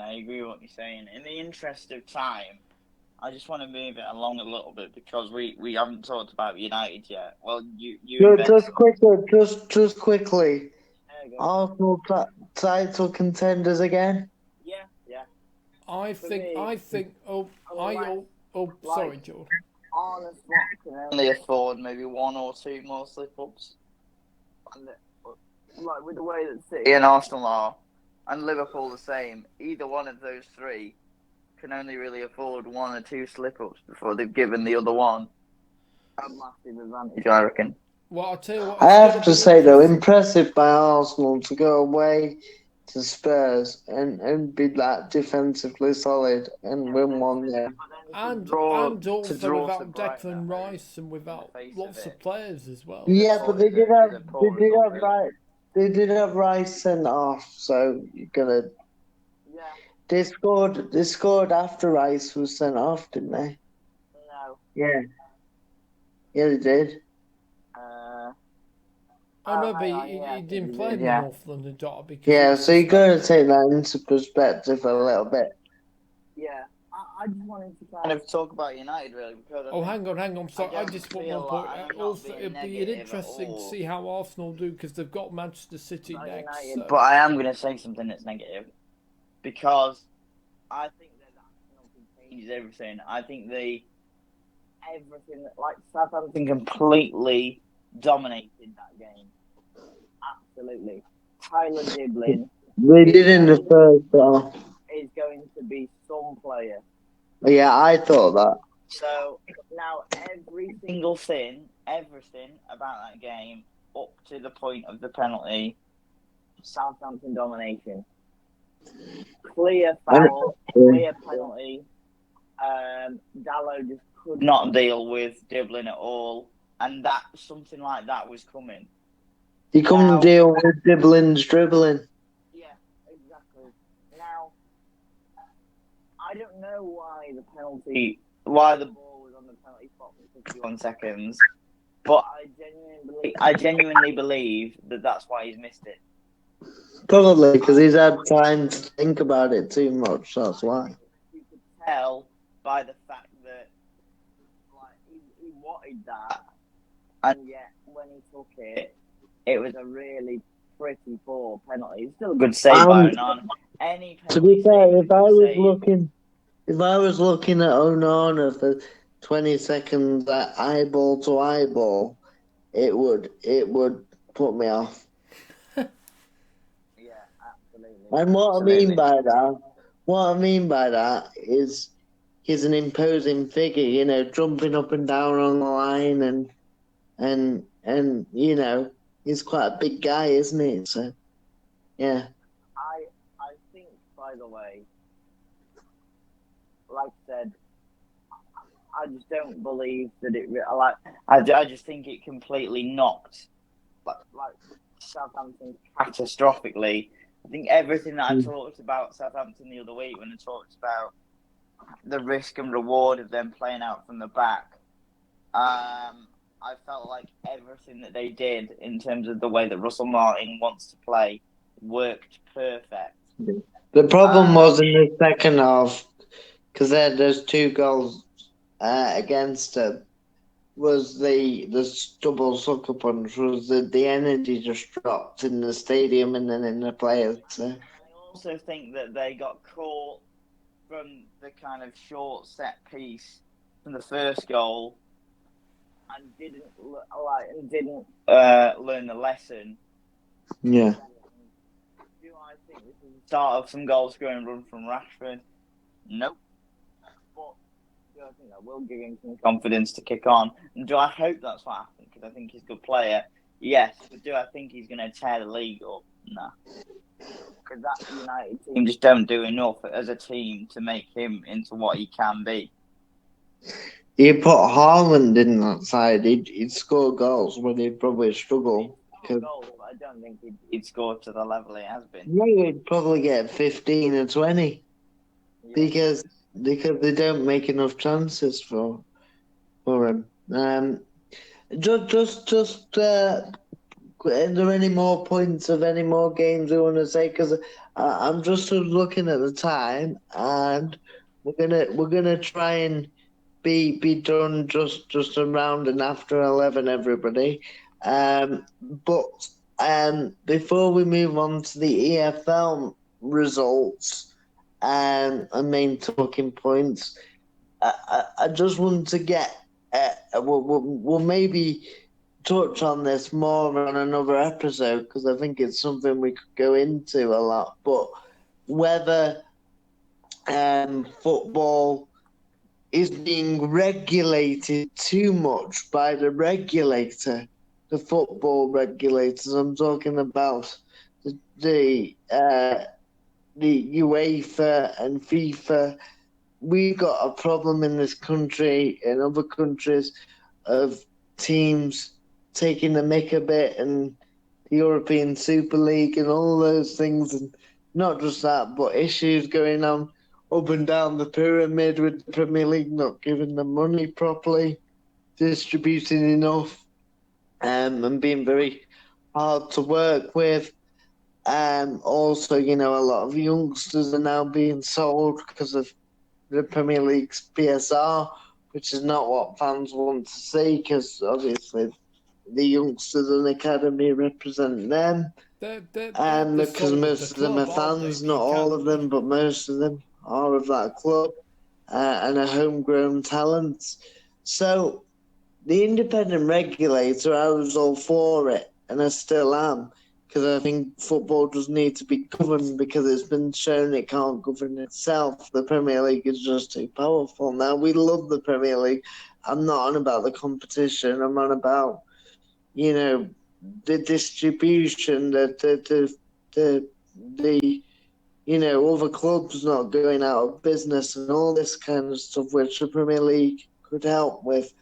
And the way that affects grassroots football and opportunities and all those things. So I was all for the independent regulator I am in this country. I think we need it in this country. I can't speak about other countries because I don't know enough. I know the league has had its problems, but, we're English, so we focus on our own country. But your views on UEFA bringing these concerns forward now about an independent regulator and whether it goes against their rules, and also whilst UEFA should be the governing body of Europe, and I agree with that with anything that happens, do you think that they need to give certain countries, even though we say never mix politics and football, they need to give, like England say, the chance for the independent regulator under the watchful eye of UEFA, of course, but the independent regulator to try and sort things out domestically. What's your thoughts? I'll go first to say that I have always been a very big advocate of an independent regulator. However, with specifically what you're talking about, I haven't seen a lot of it or read anything that has been put out so I can't really comment on exactly what you're on about. However, if you leave it to me for next week or in the future or whenever, I'm more than happy to talk about it. I just can't give you any detail whatsoever in terms of what. So let me give you a little rundown. Because I've only seen a bit of it, and that's why I was saying we could touch on this for next time. Touch on it now, but it's something we could go in depth, or you guys can next time. Is that basically UEFA turned around and said that it goes against their rules for an independent regulator to be involved in the game because it contradicts them being the governing. They feel it puts them under threat to govern in Europe, even though it's just in England, but, European leagues. And they have the power to, I'm not saying this is going to happen, but they have the power to expel English clubs from all UEFA competitions, including the England national side, from their tournaments, which would be the Euros and the Nations League. So, but the point, and we'll read more on it, George, but having heard that, the point I'm making is, do you think that whilst everything should be under the watchful eye of UEFA, of course they have to be involved and collaborate. If that is the case, that they could, be opposed to an independent regulator when we've got so many problems, that they should be up for working with them. Yeah, I think that if UEFA are worried about an independent regulator to kind of make the financial stability of the English football pyramid as a whole, if they're kind of worried about that, then they need to kind of get some perspective on what the independent regulator is there to do. It's there to solidify and stabilise the financial security of England as a whole. UEFA doesn't, for instance, need to kind of stick its nose in on stuff that affects much more of the clubs outside of its jurisdiction, i.e. the traditional top six. It affects, let's say, what are we on? 92 clubs in the English football pyramid, in the EFL plus the Premier League, and 100 right? below that. Yeah. So let's say, just for devil's advocate, because it's about grassroots as well.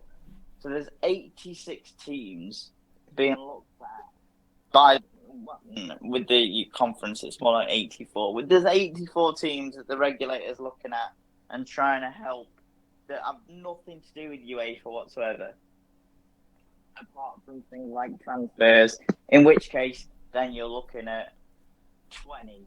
So all of the Premier League and maybe a little bit of the Championship are under UEFA jurisdiction for transfers. That's regardless of competitions, right?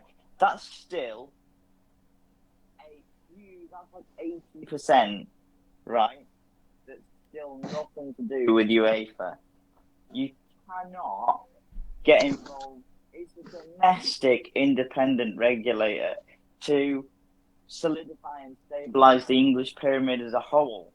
Because you're also looking at things like Bordeaux have just gone bankrupt and are now a semi-professional team because professional teams aren't allowed to play in the French third tier.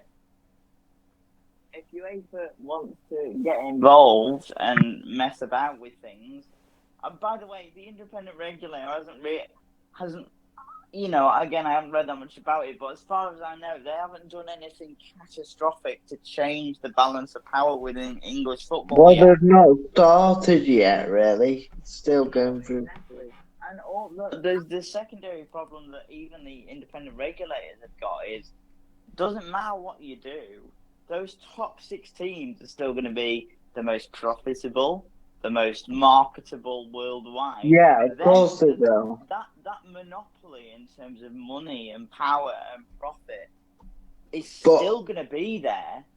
I think we can accept that as long as the other sides don't suffer. Because they've been treated Liverpool, United, Chelsea, as much as I wish it wasn't like that, are what you call legacy clubs. So they're always going to have bigger following, bigger. If it's all about this independent regulator, a way for money from the Premier League to trickle down to the grassroots level in some way, which is what it's supposed to be about. If UEFA stops English clubs from being involved in UEFA competitions or things like that, then that completely it doesn't completely kill it, but it cuts off a massive amount of what the Premier League can give lower down. Because that UEFA money could have been forced to give rightly to lower clubs. It is ridiculous, because then I think if the top six clubs are losing that Champions League money, we're not just talking the money you get given for being in them, we're also talking about money that comes from TV, advertising, blah blah. We're not even talking. We're not just talking about domestic TV deals. We're talking about international, because all the clubs, like the amount of money that the top six would lose from not being in Europe is ridiculous. So then what I think you would get is pushback. I think you would get pushback on the independent regulator, which, by the way, whether it works or it doesn't, we don't know yet. But at its core, what it's trying to do, what the values of it are, is exactly what English football needs. So, yeah. So does that? Go on, carry on. What UEFA needs to do really is look at some of the things that we've seen over the years. These big clubs sort of fall into obscurity, and think maybe we should just let these, because the independent regulator, by the way, is government. It's government. And that's why UEFA have a problem with it, because but UEFA shouldn't, at the end of the I day, agree. if the English government or the governments of the world think that it's for the betterment of what is, by the way, an absolute staple of this country, which is football, I don't think UEFA have got any right to get involved in that anyway. I agree. And so does it... So, to get your final point on this, Jordan, and I'll get Will's view, to get your final point on this, and we will go into this more in detail as further details, if and when they emerge, ladies and gentlemen. We will go into it, because I think it's a really interesting topic, and as the regulator comes in, if it's allowed, how it's going to change the landscape. So we'll have lots of these conversations. This is just a little taster of probably what's to come. But on that then, is it that UEFA and FIFA to a certain extent, but let's leave FIFA out of it, a bit more, UEFA are an image of those bigger clubs, as in they are too big too big to up their own arses to accept that they're going to have to back down a little bit. I think it kind of shows the power that UEFA think they hold, if they think that their opinion. So as much as we talk about the clubs being dangerous, then you'd have to conclude UEFA, and obviously FIFA as well, but UEFA... With all the different FIFA corruption scandals, you've always got to include FIFA in thinking that it's bigger than it is. Yes, I mean, Sepp Blatter and Platini. At the end of the day, no governing body of the sport is as big as the actual government that runs the countries. Because these governments could turn around and say, right, well, if they will not accept what we have deemed as right and wrong as a government, and we've agreed that with the other European countries, with their governments, and that's the governing body. If that's what the government says, if the governments of Europe all said, you have to listen to any independent regulators, UEFA, as far as I know, haven't got any right to push back. Now, again, this is why we probably could have done a bit more research on this before talking about it, because we might be completely wrong. As a governing body, they might at least be able to push back at some points between the government, but I can't see it. Well, this is why I brought it up as a taster, really. Because it was just something I read, and I know we're gonna look into it more, and if we need to, if it comes to light, as it might do in the next few months, it might not. It might be a storm in a teacup, and everything carries on as normal. But I just thought it was a good taster to wet the whistle. For something that might reoccur. Will, do you have anything to add from what? Well, George I mean, obviously, the regulator, might be useful, of course, if we remember the Premier League tried to agree a funding deal with the EFL that broke down. So maybe that will resolve, and improve with the help of a regulator and equal funds. But I suppose time will tell. Time will tell. It's such a complex subject, and there's so many ins and outs that until we get more information, we don't really know.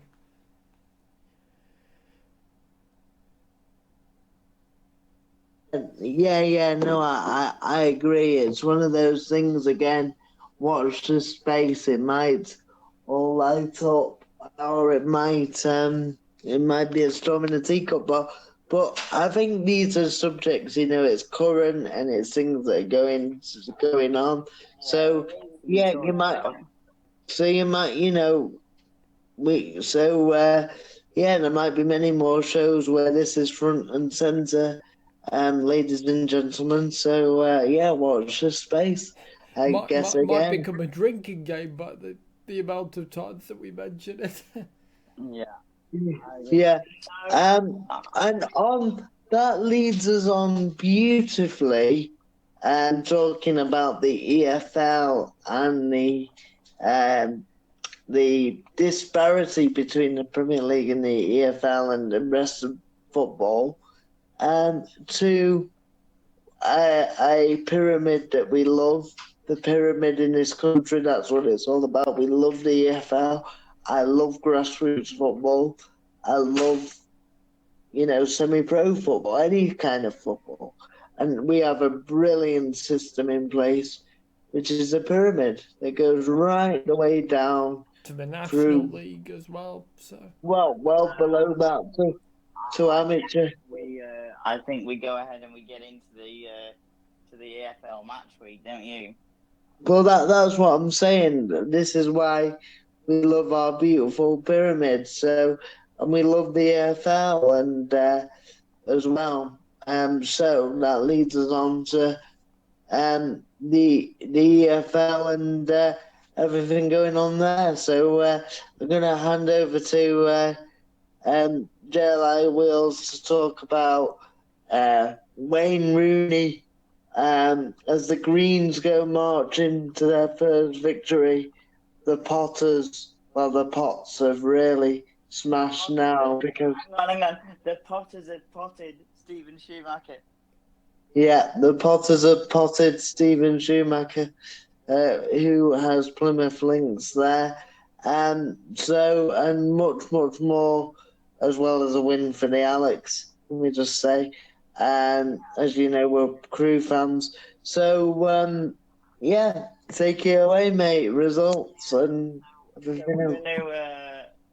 So I noticed when we did this 2 weeks ago now that when I did the EFL results, I actually missed out the Sunday game, which was the South Wales derby.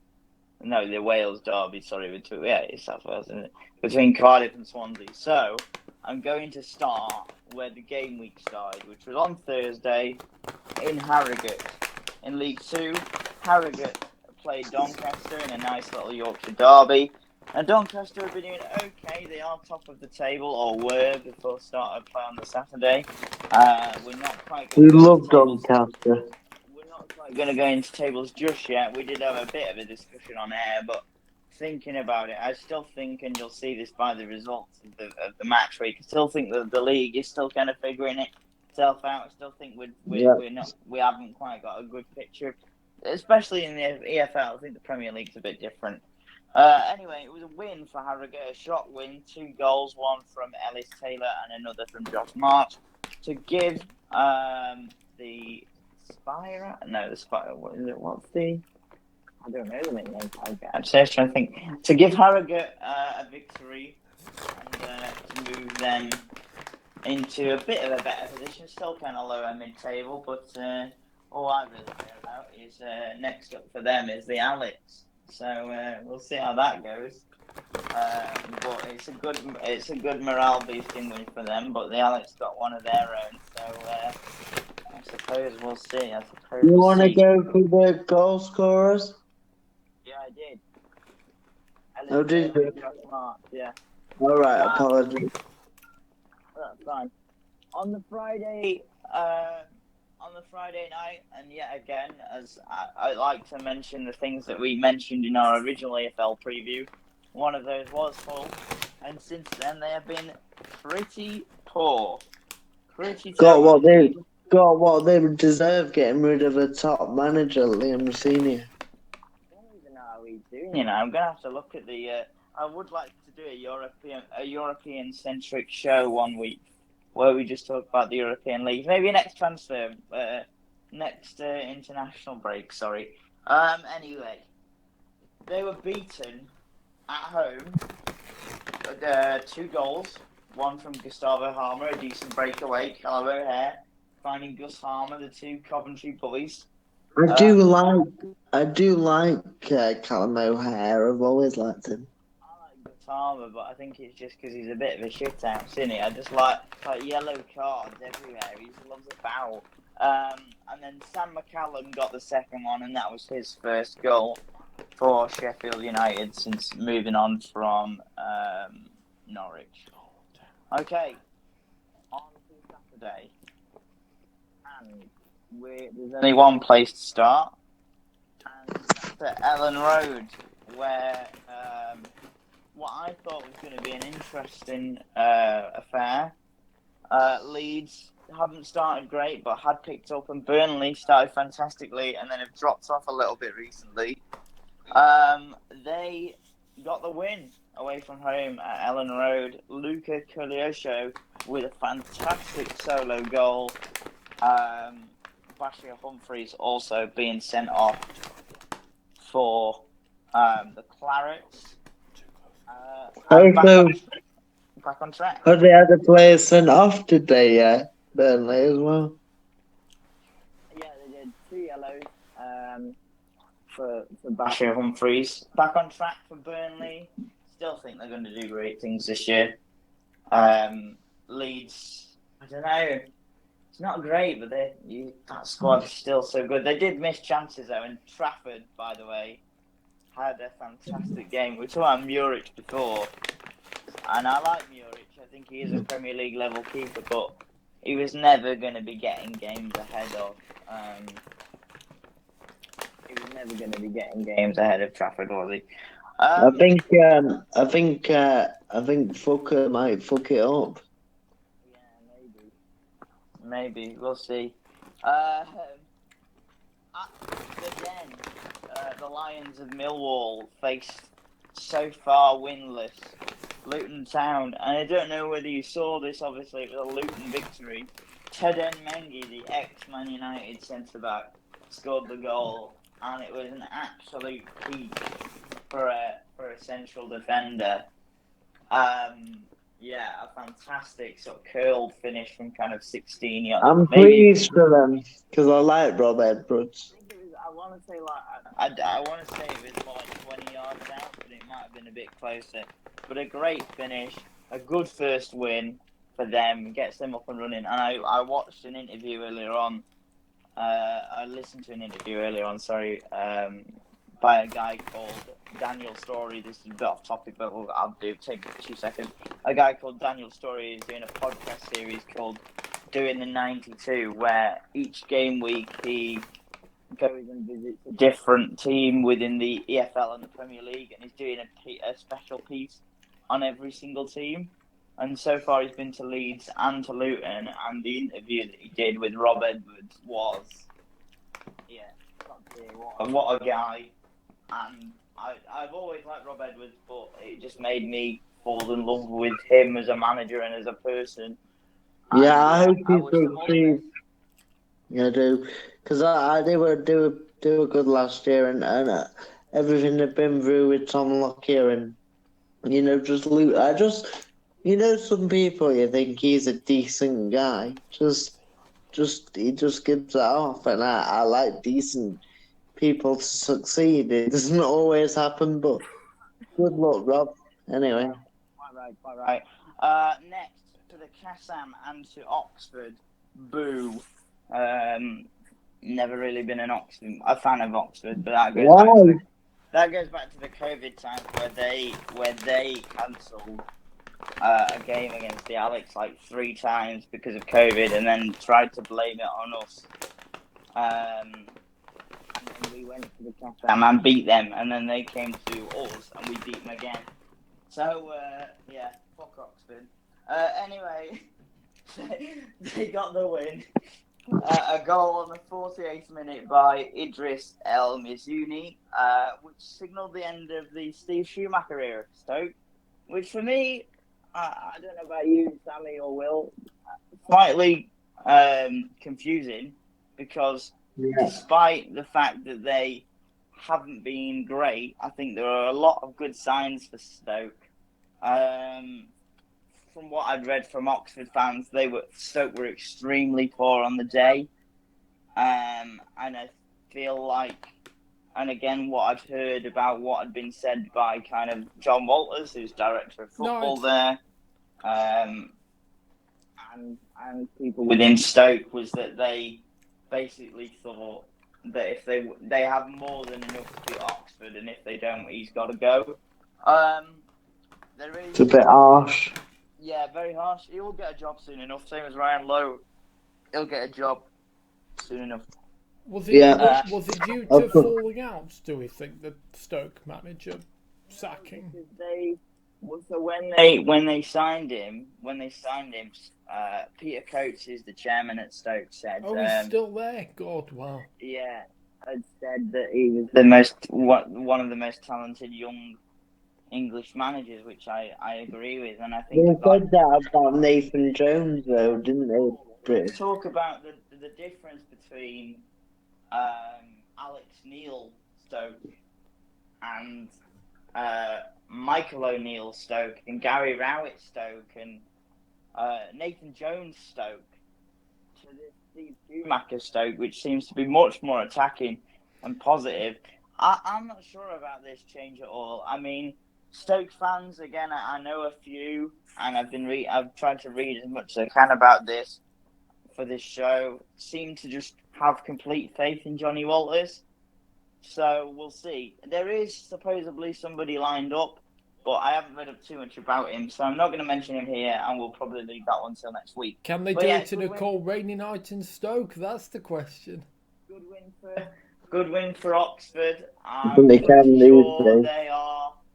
They are unbeaten at home as of so far. They've had a good start to the champion. Really, even the games they've lost have had a good start. They've not been battered, have they? Really? I think they've been pretty. The scorelines have been close, but I think they've been pretty poor in the away games. But away games are different, aren't they? Different. Yeah, but their home form. Their home form's going to dictate whether they'll stay up. Yeah, that's true. That's true. Moving on to somebody who, again, I think is one of the great kind of young English coaches. And John Eustace's Blackburn continue on defying the odds. Without Sammy Smodics. Defying it. Well, we'll talk about that, because their first goal was a complete howler from Bristol City goalkeeper Max O'Leary, Lewis Travis picking up on that one. And then one of the Smodic's replacements, Yuya Ohashi, who I don't know how much you've seen of this guy, but he is top notch. He got a double on the 55th and 70th minute as Blackburn. I think wasn't Smodic still there when they signed this Ohashi? Yeah, so they had Ohashi and they had Maktar Gay, who I think was suspended, who got sent off the other week, so I think he was suspended for this match. And yeah, everything that they've done in terms of recruitment this so far has been great. They're third in the table. As I said, we're not going to talk about tables too much. We're only 5 games in, but they are third at the moment, and they're doing so well. Having struggled last year, having just missed out on the playoffs the year before and lost Ben Burton Diaz at the time to Villarreal, and then Sammy Smodics. They started well, actually, and I thought, and to be fair, you only have to look at what happened at Birmingham to know that John Eustace is a good manager. Yeah, that's true. Another team who have done very well at home is Derby. They picked up their 9th successive home win of the season against Cardiff. 1 goal by Kenzo Goodmine. I've seen it pronounced. Did you say ninth consecutive home win in the league. Home win in the league, but that includes League One as well, obviously. All right. Cool. Yeah. So Kenzo Goodmine. The other week I called him Goodminge. It's not that. Good ninja. So he was the one that got the winner for Derby. Also, an absolute horror miss. I don't know whether you saw this. Goalkeeper comes off his line. Will, you must have seen it. You saw the highlights. Cardiff goalkeeper comes off his line, misses the ball. I think it's Caden Jackson, 1-on-1. No defenders around him. Open goal, and he misses. It's perhaps the worst miss I've ever seen. Yeah, What worse than absolutely Raheem should have finished Sterling's at the far post against Everton that time?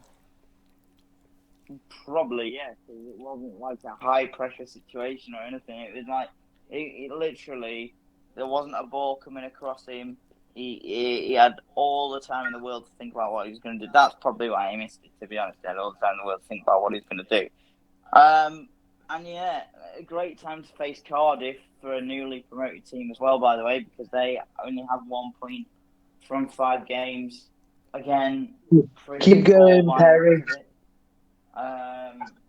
And we'll see how that goes. Tribute a draw to Sol between Bamba Middlesbrough as well and before Preston. the Tommy match Conway as well. getting the opener for Middlesbrough before Mads Frockier Jensen got the equaliser for Preston.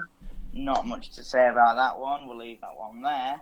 And as Sam kind of alluded to, it was a right ding-dong battle at home park. Wayne Rooney with his first victory in the league as manager, coming from behind initially to get in front and then battling back with a last-minute winner.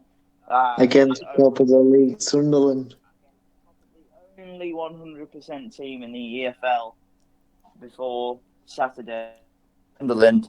Patrick Roberts got the first, a penalty. And then for Sunderland, Dan Ballard put through his own net for an own goal to equalise for Plymouth. Before a penalty was scored at the other end, Ryan Hardy with that one. Romain Mundle doing his best Jack Clark impression. Got what he thought was a late equaliser for the Black Cats before Captain Joe Edwards scored in the 93rd minute to give Wayne the victory. I wonder, is this the start of at least some stability for Plymouth? Because everything I've heard and read and whatever, they have been pretty terrible in every single game. It's still too early to say, though, isn't it? Really. I'm doing a career mode with Plymouth at the minute, so it's good to see them getting a win. But the one thing I want to say to that is, yeah, it is early days, Will, but to go from as bad as they've been to being top of the table and the only team not to drop points at all in the EFL is a massive confidence boost. I'm not even saying like they're going to smash the league. I'm just saying a bit of stability, which is what they need. But they're not. They weren't bottom, were they, before that? Yeah, I can't check because I can't go back through old tables, but no, they weren't. They had drawn games. Yeah, they drew that one with QPR when Morgan Whittaker scored an absolute screamer. They had drawn games, but I'm talking about performance in general. Performance in general is supposedly been pretty abject. Talking about QPR, they went to Hillsborough and snatched a draw from the jaws of defeat. Barry Bannon scored for Sheffield Wednesday in the 93rd minute before Alfie Lloyd bundled in a 96th minute equaliser to leave Sheffield Wednesday still in a little bit of a rut post that fantastic opening day victory against Wayne Rooney's Plymouth. I know, I'm surprised because I like their manager. Yeah, he was another one that did an interview with that guy I was talking about, that Daniel Story doing the 92, and his interview was also very fascinating, but for a different reason, just because like the way he talks about the game is unbelievable. Swansea and Norwich, the kind of very weird. I just see the Norwich scenario as very weird. The Hans era is just a little bit strange. They were beaten an own goal from a I don't even. How do we pronounce that? What did you say? A mackerel? Their own goal from a Mancra Forcing, giving Swansea the victory, which, you know, Luke Williams has kind of turned them into a mid-table-ish side. I really hope Swansea can get back to where they were, and they do play good football under Williams. He was at Notts County, wasn't he? Luke Williams. Yeah. And the final one for Saturday's championship games was a draw between Watford and Coventry. Ellis Sims with the header to put the Sky Blues in front before Tom Deli Bashiru got the equaliser for Watford. Moving on, boys and girls. Moving on. Okay. In League One, Mansfield got the better of Cambridge United as they still look for their first win under Gary Monk.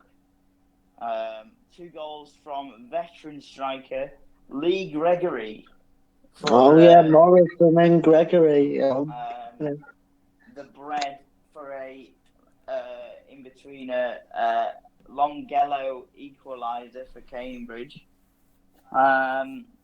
They're slightly worrying for Cambridge, but we'll keep an eye on that one as I continue to have been.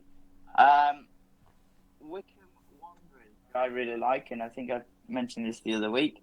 They went to Sixfields, Northampton, and came from behind to win. Sam Hoskins with a penalty for Northampton. Who was the team? Sorry, we didn't catch the team. Northampton and Wycombe. All right. Northampton got the opener after 4 minutes for a Sam Hoskins penalty before former Crewe Alex youngster Dan Udo got the equaliser on 11 minutes. With Richard Kone getting the winner on the 52nd. I'm excited to talk about these next two for 2 different reasons. Blackpool 2, Exeter 1. A good start for the Steve Bruce era. CJ Hamilton opened the scoring at Bloomfield Road for Blackpool before Francis got the equaliser on the 88th minute for Exeter before the now free scoring James Husband pops up with another goal on the 94th minute, the winner for the left back who now has 3 in 2 games. His wife's obviously keeping him happy. He's a happy husband. Good start, and we'll see how that goes.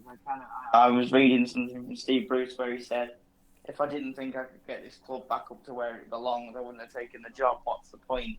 Which I like. No, I quite like Bruce. Yeah, I think he'll do quite well at that level. And now a team that I'm quite shocked because I didn't realise how badly they had started is Bolton. They hosted Huddersfield, who of course have been pretty good so far, and they were absolutely torn apart 4-0. 2 goals from Karoma, 1 a decent strike, and another a penalty before Ben Wiles and former Crewe loanee Anthony Evans scored for the Terriers. Bolton are, let me just double check. I'm going to send them in the relegation zone, but I think they're just above it. Let me just double check that. No, Bolton are in the relegation zone. I'm not doing very well. I don't know how much pressure is on Ian Evatt. I've heard the Bolton Wanderers owner say multiple times before when there's been these kind of lull moments that there have been for Bolton under Ian Evatt before he has eventually taken them to the next level, that they believe in him. They think he's the man to take them forward. So The dreaded vote of confidence, eh? Right, another team that have started pretty well is Bristol Rovers. They also got battered by the away side. This time, Wigan Athletic 4. Jordan Hugill with 2 goals. The Man United loanee having a great game. Stella Asgard with another. And Liverpool loanee Luke Chambers with a quick free kick that was beautiful. And Taylor Moore being sent off for Bristol Rovers. That's the first win of Wigan's season. A draw between 2 of the teams that came up from League 2. Playoff final victors, Crawley. Snatching an equaliser for a penalty after Louis Barry got the opener for Stockport. It's also a draw between Plymouth and Lincoln. Ben House with the opener for the Imps before Kwame Poku equalised for Peterborough. Another shock first win of the season and an away win at Reading for Leyton Orient. Charlie Kelman with the goal for the O's. A 2-2 draw between Rotherham and Burton Albion. Really thought that the win they got, the recent kind of upturn in form might start something for them, especially against the Burton side that haven't been the greatest. However, they did equaliser, go through the goals. Crawley's playoff final hero, Danilo Orsi, opened the scoring for Burton Albion before Johnson Clark Harris got the equaliser. Ipswich loanee Cameron Humphreys got the second goal to put Rotherham into the league before Jake Cooper Love got the equaliser for the Brewers. I've mentioned it a couple of times. I won't mention it, actually. I've mentioned both these teams a couple of times. Shrewsbury for how poor they've been, even though they actually won. They won when we last spoke, but they have been pretty terrible. And I've mentioned Charlton for how well they've played, even though I'm pretty sure when we last spoke about them, they lost the pod. Don't quote me on that one. However, it was the away side that won this time. Charlton winning through how the hell do you say that? Okay. Maybe why didn't he just say his actual name? Ghassan Ahadme. For some reason it didn't say that on the bloody thing. Ghassan Ahadme with the goal for the Addicts. And another one that's a massive shock. This time the away team, the favourite. Barnsley have been pretty fantastic under Darrell Clark. However, they were beaten 3-0 by Stevenage. 2 goals for Elliot List in the 54th and 89th minute, and a goal from Carl Piagiani on 59. A good result for Alex Rebel's men. We're in League 2, we're nearly there. Wimbledon, actually, I don't know what to refer to this one as. In the Wimbledon versus Wimbledon derby, which I don't think you should call it that, but there you go. Wimbledon versus MK Dons. I bet that was spicy. Yeah, it was the team that play at Plough Lane, Wimbledon, the Phoenix club from MK Dons, of course. They got the victory. For those of you that don't know, sorry, just quickly, Wimbledon was one club, and then they decided to move the club, didn't they? So they sold the club now, hasn't he, as well? Well, there's there's AFC Wimbledon. Who's the other Wimbledon club? MK Dons and Wimbledon were the same club. When okay, I didn't know that. When Pete Winkleman bought Wimbledon, he moved the team to Milton Keynes, and they became MK Dons. So MK Dons isn't technically MK Dons. MK Dons is the original Wimbledon, and then the Wimbledon. But the Wimbledon fans didn't like it, so they made up their own club. Do you know, I didn't know that. I've heard of them both, but I didn't know. Wow. Yeah, you learn something new every day. Every day is a school The day. kind of footballing karma came back to bite MK as they were beaten 3-0, thanks to goals from Miles Hippolyte and 2 goals in added time from substitute Callum Maycock, one in the 90th and the other in the 97th.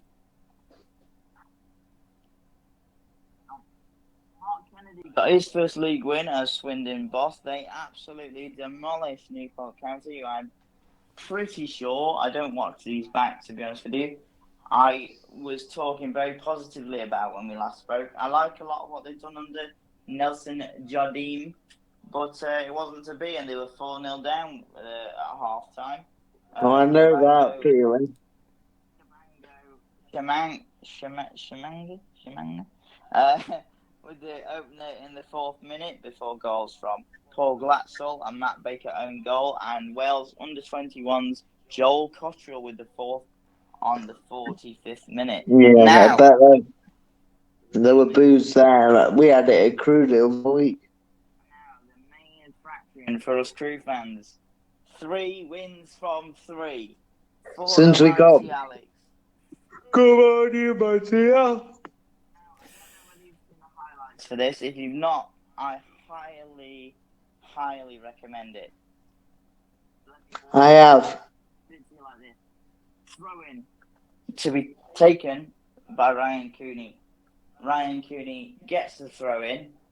I can't picture in my head right now whether it's headed by an Alex player or a Aki player, but the header goes straight to Ryan Cooney, who first time on the volley side foots this wonder of a cross. There's 3 Alex players lining up for it. The first 2 miss it, but there is one of our own, Zach Williams, at the back stick to get the winner. And as we said, it's 3 from 3 for the Alex. And that's the first thing Ryan Cooney's done in his career.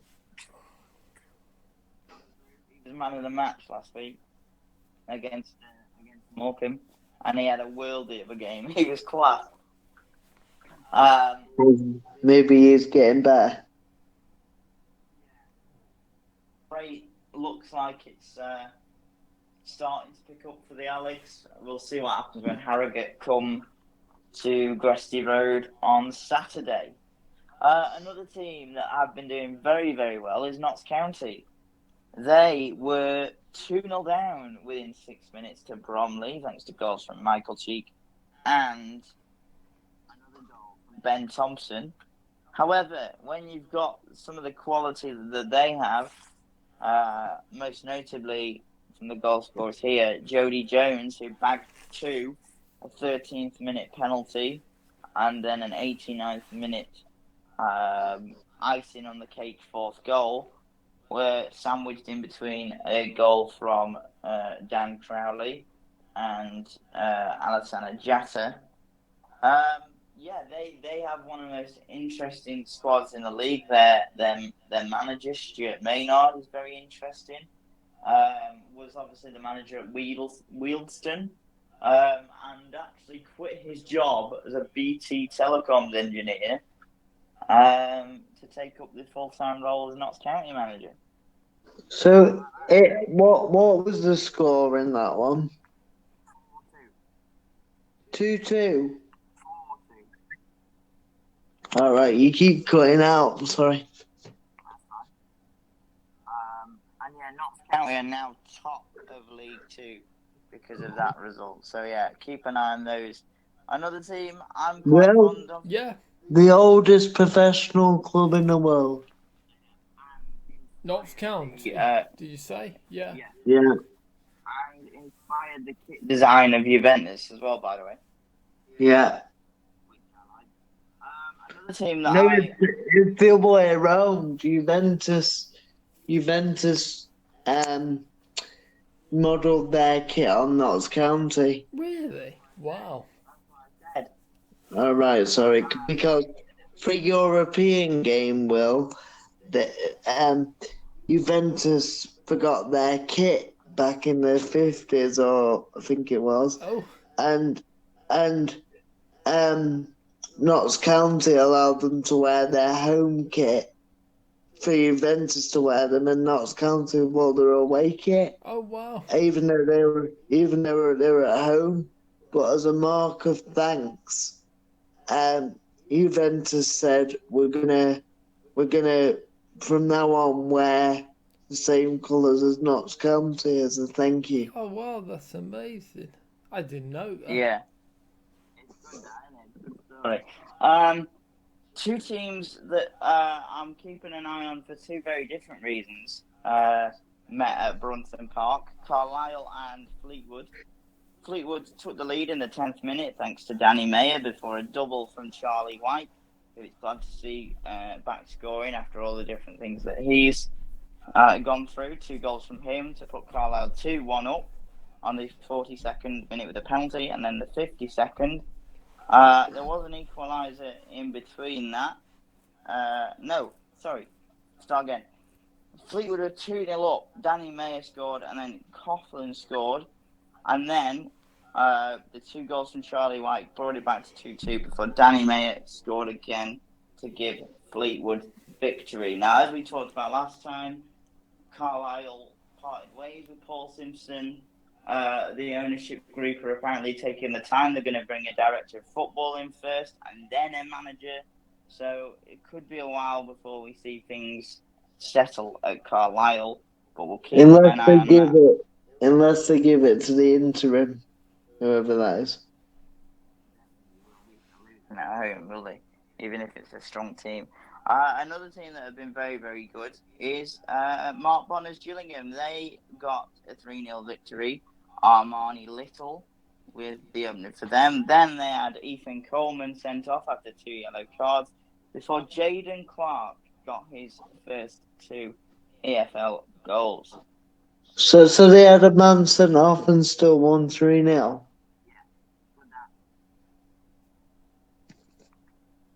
Hey? I said it's good that. Yeah, you keep breaking up. Another team that are going great guns at the moment is Barrow. They went to Blundell Park, Grimsby, and came away 2-0 victors. Sam Foley with the opener on 14th minute before Theo Purcell gave them a 2-0 lead. Kieran Green getting a consolation for Grimsby. Continue on. We're nearly there, boys. We're nearly there. It was a right to and fro battle between Morecambe and Colchester. I'll take you through it as well as I can. Ben Tollett got the opener for the Shrimpers on the 17th minute, before Luke Hendry was sent off from Morecambe for 2 yellow cards in the 42nd. Then Edwards got the equaliser for Colchester for 1-1. Samson Tavide got his first goal of the season for 2-1 to Colchester. And Lyle Taylor, remember him? Nottingham Forest and Charlton. Yeah, correct. He got the 3rd goal on the 64th minute, so Colchester 3-1 up. Then a penalty scored by Callum Jones of Morecambe on the 83rd minute before a freak own goal from from Colchester's Tom Flanagan gave the Shrimpers the draw. Moving on to the next game, which we won't say too much about because it's the Vale. They got the victory. Field. That scored for them. Fuck the Vale. Carl Robinson's Salford came from a goal down against Cheltenham thanks to Ethan Archer's goal in the 48th minute. They came from behind thanks to 2 goals from Hakeem Adelakun, who I'm quite surprised wasn't snapped up by Doncaster after his unbelievable loan spell there from Lincoln, but there you go. 2 goals from him. Salford with a much-needed victory. And still keeping my eye on Cheltenham. Haven't quite decided whether they're good or mid or shite, but we'll see. A team that definitely aren't very shite Walsall, they've been fantastic. Matt Sadler's carry on. They went 1-0 up against Bradford thanks to a penalty from Taylor Allen before the informed Ollie Sanderson got an equaliser for the Bantams, and DJ Danny Johnson got the winner for them on 88 minutes. Funny story, when the Walsall winner went in, we were at Sam's. I says, it comes up, it says Daniel Johnson. Now, for those of you who don't know, who aren't keen EFL listeners, the Daniel Johnson that plays for Mansfield goes by Danny. So, when it came up Daniel Johnson, we were thinking it was the ex Preston and Stoke man, Daniel Johnson. However, not him, it's Danny. They've got another win, and they march on. So, boys, 2 more games. West Brom, they rocked up at Fratton Park and took apart Pompey, Josh Madger, with a goal after 1 minute. Before Did he play for Fulham at some point? Yeah, he went on loan there from Bordeaux. Carry on, sorry. For 2 screamers from Alex Mowat, who only really deals in good goals. One, a curled effort from the edge of the box, and the second, a free kick. West Brom continuing to do well. Pompey, I feel like they have had some hard games. You know, Portsmouth Luton isn't an easy game. Obviously, they played Leeds. Playing West Brom is never easy.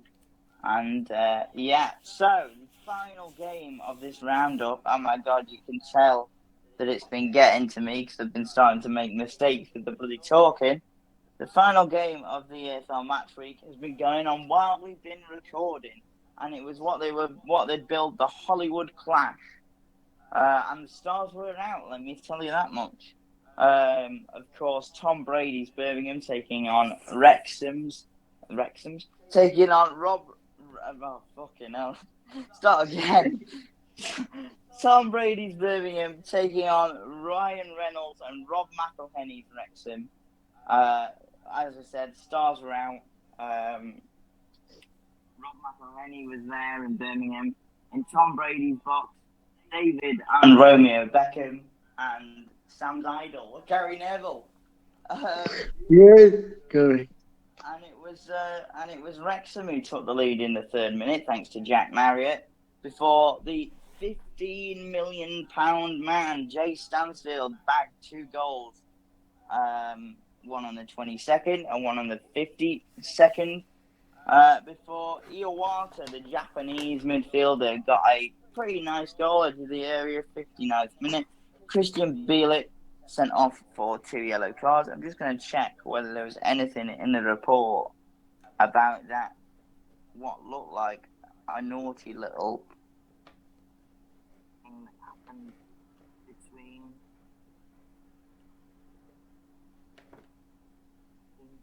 You still there, mate? Yeah, I'm just reading, sorry. I was just wanting to know whether there was anything between Mullin and... anything about what happened between Mullin and Cochrane. And it just says they're coming together, but I swear... in fact, I'm not going to say that, because you can't go around saying that somebody's bit somebody when you don't know, but it looked like it. There we go, that's everything. You want to take us home, whoever's doing it? So was it, what was the final score in that one? 3-2? 3-1. Right, you keep fading in and out. Well, I think that's everything, boys. We've lost a couple along the way, as we normally do. Sorry? We have done.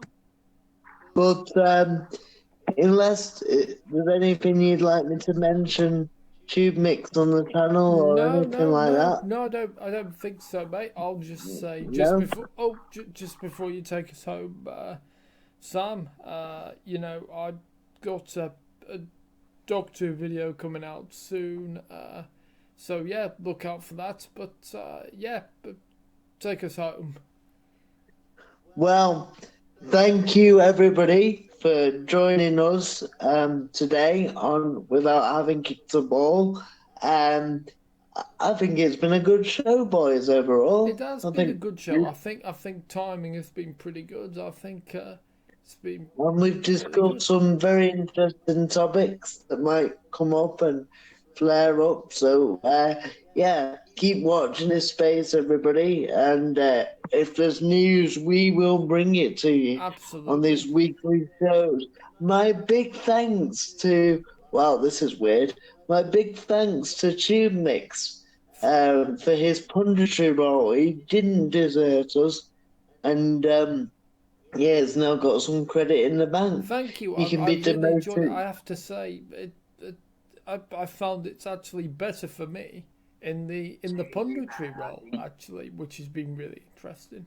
Well, we've known that for the last 5 years, but it is your channel. So my big thanks to Mix, and my big thanks as well to the man that can just, I'll have to start calling him Jordan Stelling, because he's getting like Jeff Stelling with all these results he's giving out. And big thanks to JLI Wheels. Thank you. It's painful. I'm really tired. I'm exhausted. So this has been Without Having Kicked a Ball. Also say thanks to Ben and Robbie as well for joining us as well. So a big thank you. I don't think we mentioned either. I don't think obviously you mentioned when Robbie left, but I don't think it got mentioned at all that Ben left, so maybe they just thought it was being quiet. Yeah. So a big thank you to Robbie and Ben. These shows do go on, so obviously things crop up, but we keep going. And big thanks, guys, for your time and dedication. So this has been Without Having Kicked a Ball. Please join us next time for more debate, more reaction, more drama as football takes center stage. Good night. Good night. Good night.